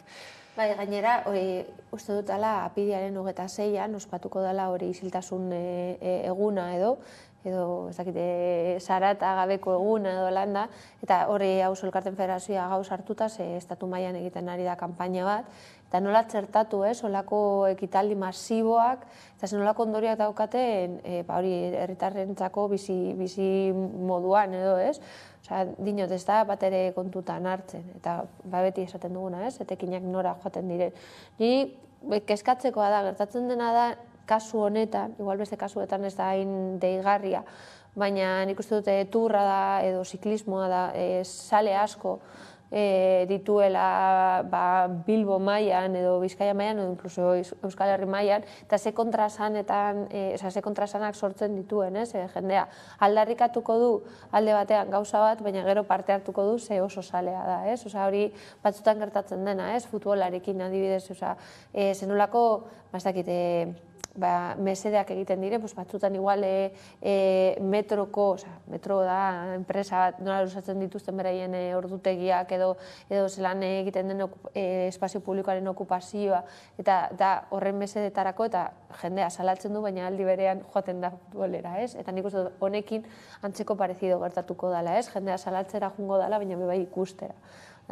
Ikusten dut hori kontrasanak beti dauzera mai gainean. Eta azken finean da, merkantilizatzeko, azken finean egia da, hemen Euskal Herrian oro har, ziklismoa da nahiko kirol herrikoia, eta egia da, baina badauka zer ikusia kirol herrikoi horrek hor espektakulo telebistan eta 3 egun horietan gure kaleetan agertuko denarekin, esan nahi dut, nik uste dut batetik bestera pasatzea badago alde handia, ez da? Baina Euskal Herrian Bilbo bihurtu zaigu apurratalako ereduen hiriburua ere, ez da, beste hainbat lekutan ez dugu hainbesteko auspotasuna ikusten, ez da, Eurokopa be hemen izan behar zenean, ez, ikusi genuen zelako aleginak egiten ziren instituzioen aldetik ala gertatzeko, eta berez, helburua bera, barrura begirakoa ez da, edo ez da herritarren mesedetan egiten. Ez, nigo garatzen dut War seriak, orain dela urte pila bat, baina esan sensoramena, ez? Osa, esen bat erosasungarria herritarrentzako, zesarata handia sortzen zuen, zenan aldatu ziren kaleak eta dandana, ez? Gero hor, beti komentatzen dutena hori etekinen rolloa dela eta edo ez dela eta, azkenean inork ez du jakin zenbat diru gelditu zen Bilbon momentu horretan, ni gogoratzen dut ze justo lanean dengoela, nolaiek ekartzen zituzten beraien janaria, beraien gauza guztiak, orduan ni gelditzen nintzen apur bat olan, gainera ez da gauza bat jendea joaten dana ikustera, MTV bebai hemen egon da, ez dakit badauz ekintza batzuk, ez, direla kanpotarrentzako eta ez hemengo jendearentzako, igual, turrarena igual hemengo jendea animatuko da joatea ikustera, baina batzutan zentzu gabekoak eta nire gustatuko litzaidake jakitea zein den helburua benetan, ez? Eta nik uste dute parekatuta dagoela zenolako eredua daukagun, ez? Azken finean, sortzen ari garen Bilbo ez da herritarrentzat, baizik eta besteentzat, ez? Nola jende gaztea ezin duela hemen bizi elokairo enpresoa dela eta, ezin du hemen lan egin, zelan ez dauz ez dakite auzo independienteak edo azpiegiturak eta zerbitzuak dituztenak, nik uste dut hori da zalantzan jarri behar duguna. Baina, etekinak aipatu duzu ez zeintzuengan geratuko diren, hala ere gauz txarrak edo ondorio ezain goxoak nolabait ez datarren betikotu egin daitezke, ez izan ere alakoetan ere txartago izan dagia, baina nola hiriak eurak garbitu egiten dituzten, nolabait esatearen, ez alako eventoak eta kanpora begira garbi egoteko herria, ez da hor bai sartzen da kalean bizi den jendea zein tokitan geratzen den, aipatu ditugu ez, jende edo prekarizatua izango den jende horrek hori berekin geratuko da momentu hori, gero erasoak ere alakoetan handitu egiten dira, zer gertatu daiteke Bilbon, zentzu horretan, eta bereziki agian kalean bizi den jendearekin edo egoera zaurgarrienean den jendearekin. Hori nolabait, sortu nahi izan duten edo nahi duten ereduarekin barruan dago, ez da? Jendea ez dakit konstientea den zemotatako eredua sortzen zaigun horren bitartez, ez da, herri merkantilizatua eta beste herrietan gertatu den bezala, erdigunekoak utzi geratzen direla, espektakuluetarako, nolabait, turisteretarako, nolabait museoak bezala, baina barne herritarrentzako arazoak baino ez ditu sartzen. Argi eta garbi, etxebizitzen prezioa garestitzen dela eta honek sortzen duela nolabait eskape moduko mugimendu argi eta garbi. Hori gertatzen da, Bartzelonan oso argi eta garbi, gertatzen ari da zelan, bertako jendea nolabait aldentzen delako erdigunetatik. Eta geratzen da herria, nolabait postal bat, museo bat edo Portaventura motatako zera erakustoki bat, baina hori da guretzat zera gure bizitzarako gauza onuragarria. Gainean ikustu dut kontrasatentan jartzen garela, alde batean, azkenean bihurtzen duzula hiria, apur bat karton piedra, ezuk esaten duzun moduan, orduan, iaia hiri guztiak oso antzekoak dira, azken finean eredu bera da baldin badaukate, berdin dizu joatea Bartzelonara edo Bilbora edo Madrilera edo Sevillara, ze azken finean, ez dakit ikusten duzuna da oso antzekoa. Aipatu duzu, nola jendea joaten dela, baina bai, komertzio lokala ere desagertzen ari da.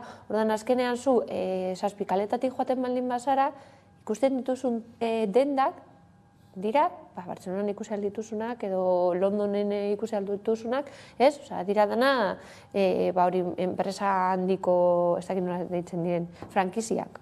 Eta orduan, batzuta esaten dutenean, eski Bilbo saldu behar dugu, eski zen nolako Bilbo. Azkenean, zaudete aldatzen egin beste, jendea azkenean ez du nahi izango ona etortzea, ze izango da beste gauza bat oso antzekoa, ez? Baina justu Josuenaren arira, Donostian orain gutxi onartu dute ere etxebizitza turistikoak ekiteko, edo baimenak ez ematea bere horretan, Aldundiak ere orain gutxi atera du datua nola, 3.675 pertsona izan ziren Diosuenaren ondorioz, bauren hiritik alde egin, eta inguruan etxebizitza topatzera behartuta ikusi dutenak euren burua. Hori gelditzerik izango da, nahiz eta etxe neurriak hartzen ari diren orain, zer da, ia konturatu direla agian agortuta dagoela alako hiri eredua Donostiaren kasuan mintzat? Nik zalantzak ditut, zentzu horretan. Alde batetik zalantzak ditut benetan mugan jartzen direnela ez. Hori alde batetik, baina hori eske, kontziente izan beharko genuen horrelako arazoak gertatzen ari dira, agian kasu batzuetan argiago beste tokietan, adibidez, Mallorcan, badago Palman bertan kriston arazoa. Pentsatzen ari dira mugatzea zenbat pertsona sartzen diren irletan. Horraino ailegatu nahi dugu ere Donostin edo urrengo urratsa izango litzateke Bilbo ere. Esan nahi dut, gauzak ez dira bere alakoak izan beharko eta sartuta gaude eredu baten balio duen bakarra da momentuko kontua. Eta daude, mila adibidez, zer gertatzen ari den, eta parkatu desbideratzeko pizka bat gaia aldaketa klimatikoarekin, baina horretan ere jokatzen dugu gure etorkizuna.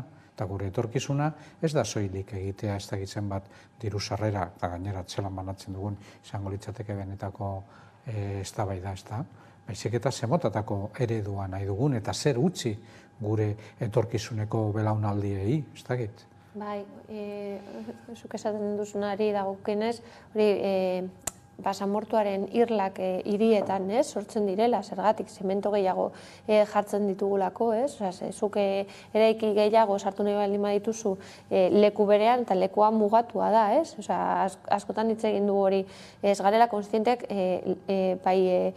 oinarrizko energia edo dana da mugatua, eta orduan nahi baldin baduzu etekinak ateratzen momentu batean agertuko dira, eta zenolako hiria utziko duzun joatean, eta gero hori azkenean da, ea hiria eukiko duen aforoa edo, zuk esaten duzunaren dagokienez, jendea orduan azkenean sartuko da Bilbon lan egitera eta gero jun beharko da beste herri batera bizitzera, ez nolako elkar bizitza sortzen ari zaren horrekin, gero arazoak agertzen dira, zenolako lapurketa dauzen, zenolako erasoak dauden, dira ondorio batzuk, zezuk sortutako hiri ereduarekin sortuko direnak, bai ala bai, suposatzen da, apostu izan beharko da guztiz kontrakoa, elkar bizitza, eta zu jaiotzen baldin baza, eta zure txikitako bizitza, pasatzen baldin baduzu zure auzoan, auzoan gelditzeko aukera izatea, eta holan komunitate bat sortzen da, non zailago izango da holako iskanbilak sortzea, ez? Baina, egiten duguna da guztiz kontrakoa, eta batzutan hitz egin dugu honetaz, zenolako aterpeak daudela etorkinei begira, eta normalean dauz periferian. Holan, zenolako elkar bizitza sortuko duzun, non jendea ikusiko duela parte sentitzeko edo, ez dakit nola esan, nik uste dut, auzoak eta hiriak izan behar dira erakargarriak eta erosoak, auzokidentzako, herritarrentzako, eta hainbeste kanpoetoentzako, eta azken finean ikusten ari gara zenolako hirigintza daukagun, eta ez dago sortutakoa hiritarrok gozatu alizateko, baizik eta kanpotarrak eroso sentitzeko eta sartzeko hotelerenako ateraino kotzez, hainbat kontuak dauz, oso bideratuta haien esperientzia politagoa izateko, zuk aipatu duzuna, alkateak esatea, izateko esperientzia polita besteentzat, ez zure herritarrek behintzat, baizik eta turistentzat. Nik uste dut, hori zalantzetan jarri beharko dugu eta borrokatu behar dugu horren kontra. Eta gero hipokritak izango garela, hurrengo gunean ataratzen direnean, adibidez, gazteen artean zenbat suizidio dauden eta zenbat maitasun falta eta horrelako gauzak. Benetan horrelako gizarte zoriontsu bat sortzen ari gara horrelako ereduarekin, azken finean, ni gutxienez, da gehien importatzen zaidan, zoriontsua izatea guztiok. Baina nik uste dut, esparru guztiak ukitzen dituela. Zenolako eskolak ditugun Bilbon, zergatik umea joaten dira autobus batean beste leku batera ikastera. Hor sortzen diren harremanak? Goizeko 7:00 gaueko 6:00 arte edo gaueko 7:00 arte hor sartzen ditugu autobus baten askotan eta ez ditugu ikusten. Eta hori bai, gero ataratzen diren arazoak, ez da, adibidez. Eta gainera zailago izango da harremanak sortzea, zure auzoko eskola juten baldin bazara, auzoko umeekin jolastuko duzu gero parkean, eta hor sortzen duzu elkarbizitza bat, eta harreman oso estuak, ez?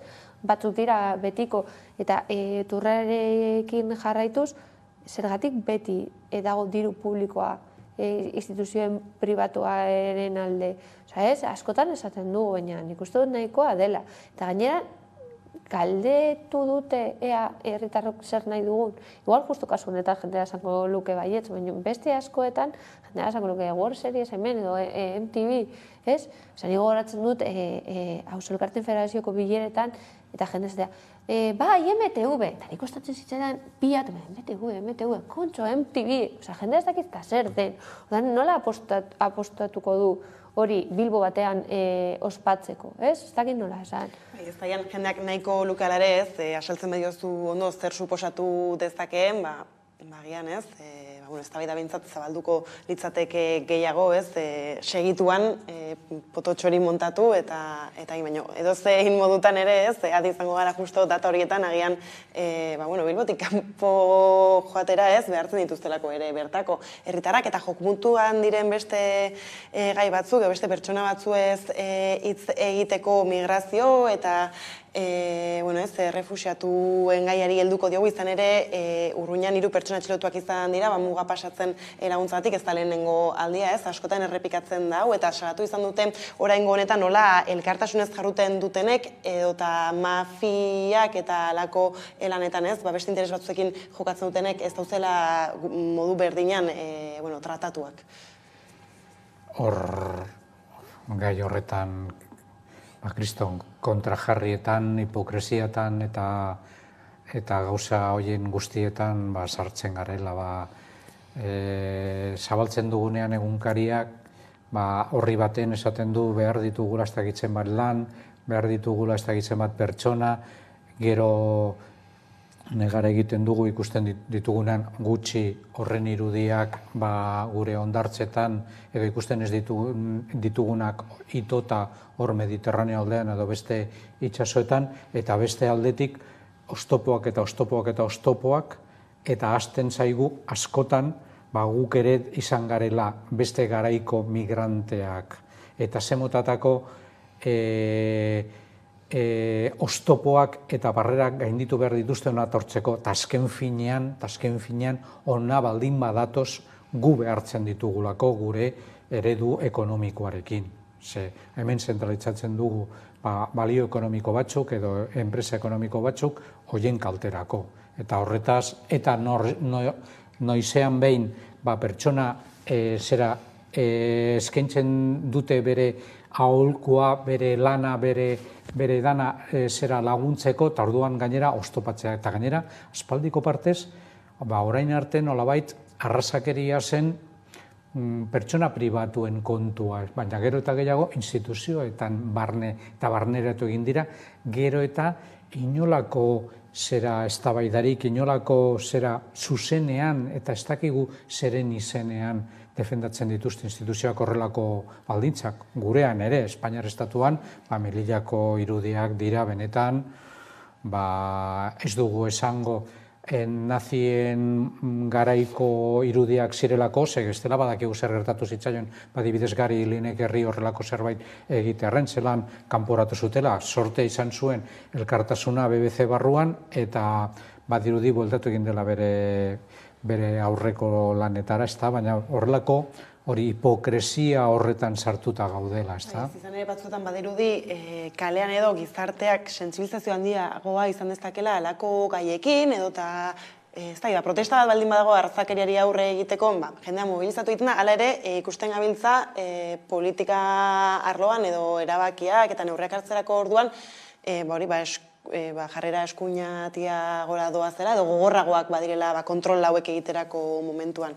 Bai, azken finean da, migratzea ez da delitua, da eskubide bat. Eta hori, aintzat hartuta, nik uste dut, haiek laguntza ezin dela izan delitua.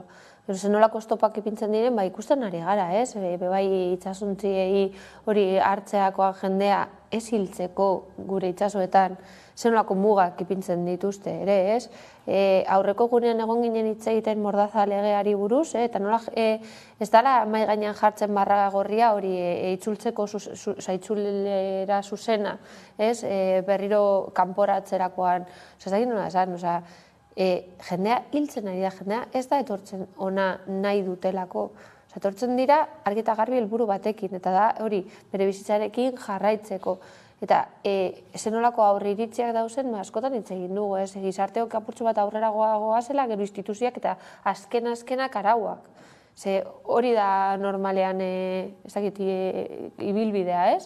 Eta nik uste dut badala momentua sartzeko apurtxo bete lehenengo zera eta aurreratzera, ze jendea hiltzen ari da, eta gero gauz keskatuta jende ez dagoela jende nahikorik lan egiteko, eta nik ikusten dut oso hipokriaitak garela. Eta gero, zuk aipatutakoa, bai da arrazakeri kontu bat edo arrazializatuak, bai da aporofobia, ez? Nahi ez duguna da jente pobrea gure ondoan bizi izatea, ez? Bai gure azpian lan egitea, edo gure mesedetarako lan egitea, baina ez izatea gure auzokideak eta gure eskubide berdinak eukitzea. Eta nik uste dute hori da eskatu behar dena, ez? Eskubidea guztiontzat izatea, eta nik uste dut horretarako regularizazioa izan beharko da lehenengo gauza. Gero hitz egiten dugu hori prekarizazioa dagoela eta ez dakiz, baina batzuk mehatxatuta daude, ezin dute euki etxe bizitza bat, dago aurre iritzi batzuk, ezin dute joan instituzioetara zeuzer eskatzera, banku batera joaterako zenolako erantzunak jasotzen dituzte, da leku guztietan. Atzo, Peñaskal eskolan, izan genuen aukera, hango karpinteria egiten duten mutilak, egoteko aukera hori jardunaldi intergenerazionalaren bitartez, eta hor daudela, Gambiatik etorritakoak, Senegaletik, Marokotik nagusiki, eta kontatzen zituzten bere esperientziak, eta horrak baina horragoak ziren. Marokotik Turkiara joan da biza hor eskatzen ez dietelako, eta handik ona etorri oinez. Beste batzuk Zeutatik igeri egiten zeharkatu zera itsasoa beste batzuk, baterekin geratzatuta. Eta arrazoia galdetzen zienean, arrazoia zen, ona hemen Espainiar estatuan, ustu egin zenean nekazal mundua, Andaluziatik, Gaztelatik, onatorri ziren, hor badago krisi nekazal puntu horietan, eta derrigorrean, industriagunera etortzen direla, arrazoi ekonomikoengatik. Hau da, prozesua behin eta berriro errepikatzen da. Arazoa da, hoiek normalean, belaunaldi horietakoak izan zuten oztopoak, handiagoak dira hoiek izan zituztenak baino. Eta askotan gertatzen da, hoiek orain dela 50 urte, 60 urte jasan zutena, gaur egun dira arrazakeri horretan jausten diren lehenengoak. Eta ez dira konturatzen, nolabait prozesua errepikatzen dela. Eta gainera, orain 60 urte etorri zirenak, premiazkoa zen ekonomia sustatzeko eta lan egiteko, gaur egun hoiekin gertatzen den bezala. Eta hoiei ezai ematen, adibidez, ahoa azaldezaten beraien arazoa. Hoien aurrean, eta pertsona gu bezalakoak dira. Ez dira, zera altuagoak edo bajuagoak, ez itxusiagoak edo zera politoak, gu bezalakoak dira. Batzutan, pentsatzen, orain zu kontatzen duzunen, eta esaten duzu mutikoak, non dauz neskak, non dauz emakumeak? Haien esperientza hona etortzeko nolakoak diren. Batzuk espailundanteak bat dira, besteenak dira, eta non bizi diren, batzutan esaten dugu, kaleetan bizi diren jendeaz, hitz egiterakoan, iaia guztiak dira gizonak edo mutila. Non dauz emakumeak, non dauz neskak?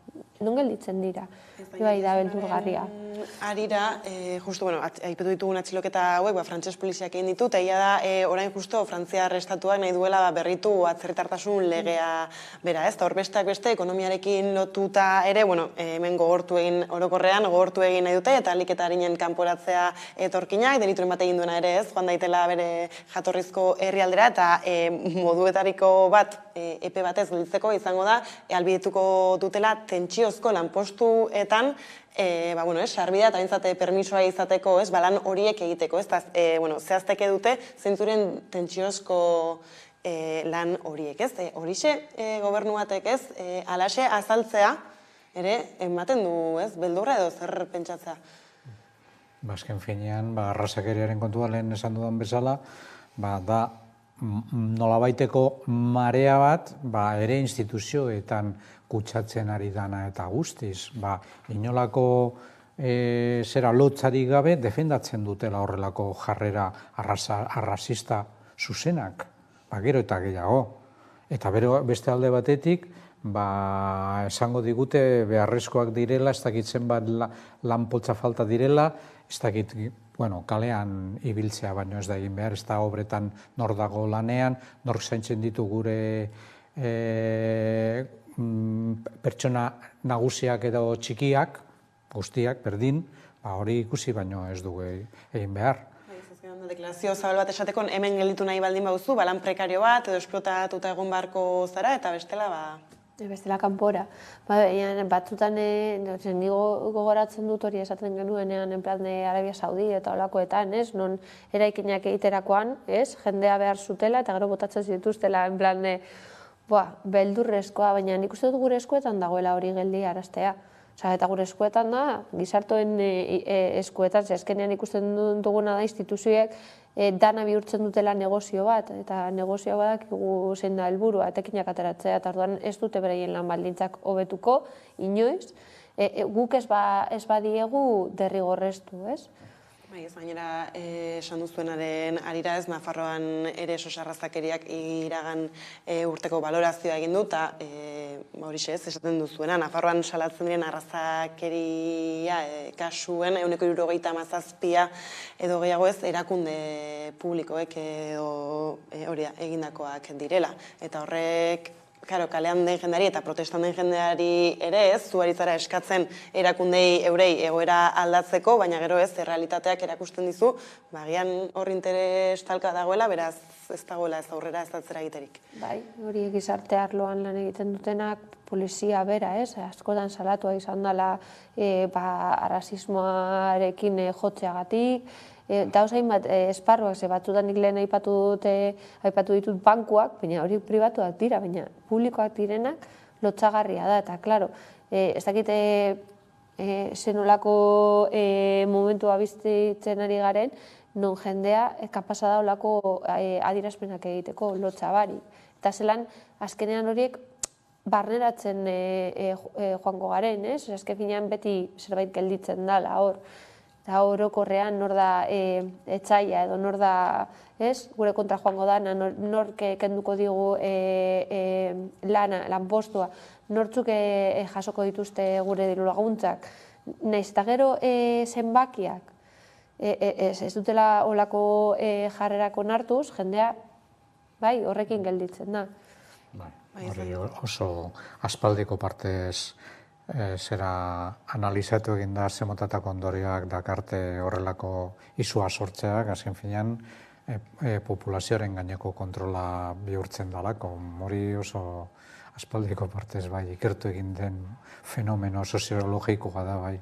Baina hemen, deigarria ere bada, ez, emakumeen kasua beti da zaurgarriagoa eta okerragoa, baina ere uneko 40, ez, kasik gehiena gaztei zuzendutako edo gazteek egindako salaketak izan dira, ez, eta egia da, agian kalean ikusgarrien egiten zaizkigun alako erasoak instituzioen partetik eta etorkinei dagokienan gazteak izaten direla beti jo puntuan. Ni gazteak esan beharren batzutan umeak esango nuke.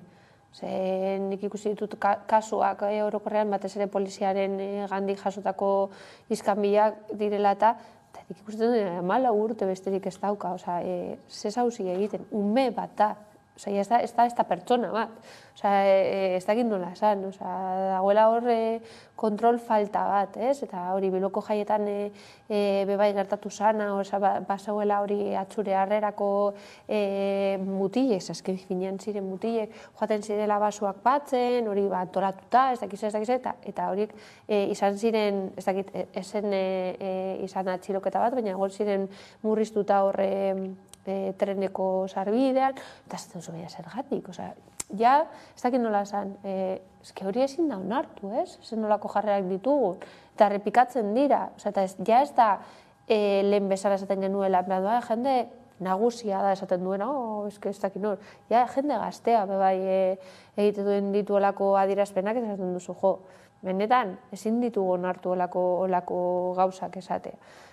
Baina gero askotan, edo arazorik handienak sortatzen dira ere, administrazioan bertan, edozein eskari egiteko izan laguntza eman jaso nahi dela, edo anarakoaz hor agertzen diren trabaketa. Justu hauteskunde garaia datorrela, irekitzen da askotan olako negoziazio bide bat alderdi politikoekin, hainbat eragilek saiatuz, horren programa politikoetan jasotzea, alako aldaketak. Sartza uste duzu orain aurki ditugun hauteskundei begira, agian gobernuak, EAen, edo Nafarroan baliabideak, edo arindu aldezakela alako hain zaila den administrazioko parte hori? Nik uste dut hauteskunde garaian gaudela iaia zera astero edo egunero, edo gutxienez ematen du zenbait komunikabideek horretan daudela eta gero eta eragin txikiagoa du hoiengan, eta gainera badago nolabaiteko gain estruktura bat nolabait ematen du programa guztiak edo gehienek berdintzen dituela, diferentziak zoritxarrez gero eta txikiagoak dira hoien artean, eta hori agian da kezkagarriena zentzu honetan, Eta gero batzutan komentatu duguna, ez da bakarrik programetan jartzen dena, baizik, eta gero bete behar direla hor agertzen direnak, ez? Ze horregatik aurrekoan hori Mordaza-legeari dagokionez, esan gero baina esan zuen epertan bera utziko zuela gobernura heldu bezain laster eta baitu non gauden, ez? Osa, da adibide tonto bat, baina horrekin dauz 11.000, ez? Zelan edo gero esaten dute, eske oso zaila da, baina zuk esan zenuen bai, ez? Zuk idazten baldin baduzu da, badaukazula proiektu bat edo dekozula programa bat edo dekozula ideia bat hori aurrera emateko bestela zertarako jartzen duzun, ez? Horregatik nik uste dut programak oso antzekoak dira orokorrean, hartzen baldin baduzu berdin dite, eskeia puntu bat edo bestea, berdin da PP, PNV, PSOE, danak dira oso antzekoak. Orokorrean, gero dekote bere matizazioak, baina, klaro, inor ez da be hau sartuko esateko benetan nahi dutena, ez? Edo esatea baitu, gu hau edo bestela. Niri egiten zait, batez ere hori lege bat egon barko zan, hori programazioan jartzen duzuna, programan jartzen duzuna betetzeko. Esaten baldin baduzu, hau egingo duzula, beraz, kontuz hori, ez dakit nola esaten den promesas? Promesak egiterakoan, ez? Euki behar duzu atzean nola ingo zenukete, batzutan, elkarte moduan, edo eragi moduan, batzutan kudeatzen dituzu gauzak politikariekin, ez? Eta, nik gogoratzen dut hori igogailua dela eta, orangoitiko igogailua dela eta, bildu ginera hainbat partiduekin, eta batzutan zen, bai, zuek nahi duzu eta, ja, baina zuek ze planteatzen duzue, A, B, pues, claro, zuk dekozu superlanduta zure gaia, horretan zauzartuta, ez? Horretako, zuek esaten duzuena, espaldin badakizu zelan egingo duzun, zer da saltzen duzuna, ez? Osa, batekin edo bestearekin edo hirugarrenarekin, horrelako proiektuak egiten direnean programak izan behar dira feministak, izan behar dira eskerterak, izan behar dira anitzak, izan behar dira ez dakize, horratzean egon beharko dira azpitituluak eta ez bakarrik titularra. Nik uste dut hori da faltatzen dena, benetan ez dagoelako bonontate politiko bat gero hor jartzen dutena aurrera eramateko. Nik honekin horregatik esaten dut, orain bai, hauteskundetan gaude, jendea esango du esan behar duena, bai, arazoaren 25ean esango du gauza bat, laster da arrazenen kontrako eguna espaldin bada esan zen atzo. Bai, ezak, goazela horrela, eta momentu horretan esaten dutena, igual norbaitek hartu behar du, apuntatu eta esan behitu, eske esan zenuen hau. Ez? Ino? Bai, ez, mekanismoak askotan aipatu izan dugu ere, ez, betetzeko bai izan alako promesak, edo izan legeak eurak ere. Baina, segurazki, arazoa orokorragoa da, azken finean, normalean dugun demokrazia eredua da, hori 4 urtean behin, horrelako paper bat, ez dakitzen bat izenekin sartuta, ezin du ez da ezabatu ere komatxo bat zebestela, invalidatzen dela horrela emandako zera botoa, eta besterik ez, hori ez da benetako demokrazia. Benetako demokrazia da, demokrazia parte hartzailea, hau da, denon artean, edo pertsona gehienen artean, benetan programak egiten direnean, eta hor benetako soluzioak ataratzen direla, denontzako ez bada gutxienez gehienontzako, ez da. Eta hori, zoritxarrez oso urrun daukago. Eta beste gai bati helduta apur bat zer betetzen den eta zer ez den betetzen badugu anekdota, zer agian badaukala hainbat, ez? Nola Donostiako auzitegi batek ikerketa bat zabaldu duen abortua eta Elizako pederastia lotzen zituen kartel baten harira, ez dakit kartela ikusi izan duzuen, eta tira, ez? Bada hori alde batetik eta auzitegiak berak ez aurrera eramango du abogados kristianos talde ultrakatolikoak salatutakoa, hala ere orain artean, justu Askabide klinikaren parean Donostian jarritako kartel bat zen, Askabidetik ez askotan salatu izan duten nola, euren klinikaren parean protestak egin izan dituzten, antzeko taldeek, ezin denean egin, hori albidetu egin da, eta agian ez, badirudi kartel honi edo egin duenari zigorra ere iritsiko zaiola. Propaganda aldetik, egia da kartela nahiko, ez dakit, nola esan, gogorra dala. Agian gogorra izango ez balitz, gai honi edo kartel honi ez genuen mai gaineratuko. Beraz, alde horretatik, propagandak izan ditzaken helburua betetzen duela. Hori esan da, ia da hipokresia argi bat argitzen duela. Nortzuk eta muturreraino eramaten dutena erlijio konkretu baten planteamendua, azken finean erlijio konkretu baten planteamendu baino ez da, hoiek beste gai baten zera ahoa izten egiten dutela eta noizean behin babestu ere egiten dutela. Eta nik uste dut horretan salatzeko horrelako gaia argi dagoela.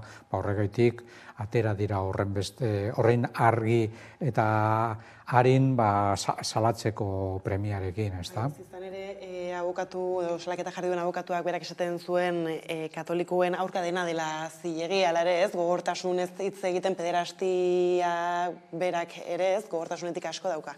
Bai, nik osarin dut, albiste hau edo berri hau hartu dute hori anekdota moduan.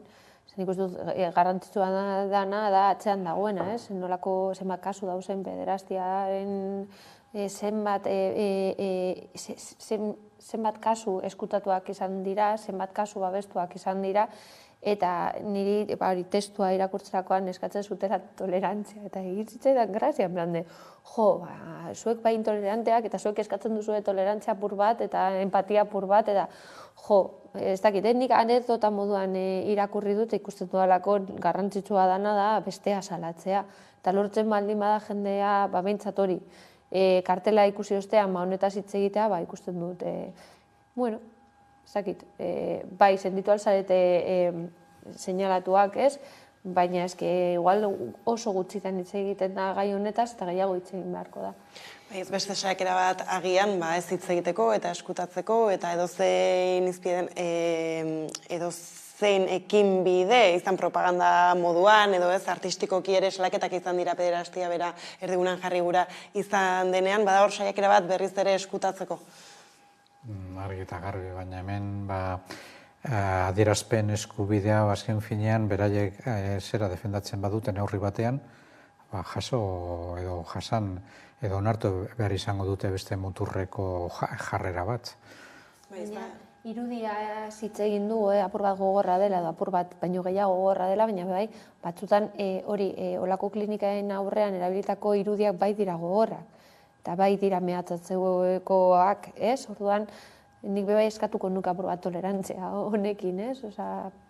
Bai, baina justu egia da, ziurrenik abortua praktikatzen den hainbat klinikaren aurrean gertatuko direla alakoak, ala ere Donostiakoan justu agian gure inguruan bai zentralizatu dela asko eta horren kontrako protestak eta guzti hori, eta gainera legebiltzarrera ere eraman izan da inoiz, eta badirudi ez atzera, ez horrela, esan nahi dudana da ez bihar agian ikusi genezakela beste manifestazio bat ultrakatolikoena bertan, eta ez dela ezer gertatuko. Baina eskratxe egiten dute eta orduan ez da ezer gertatzen. Egiten denean beste ikuspuntutik eta orduan bai kritikatzen dutela.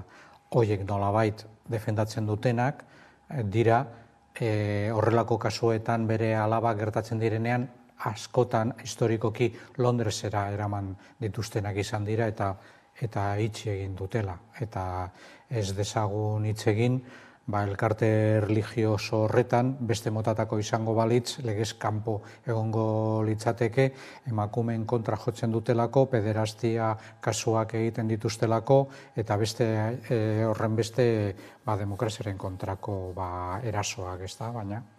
Kezkatzekoa da, ausetegia aurrera ematea olako salaketa bat, ez? Zuk aipatutakoa.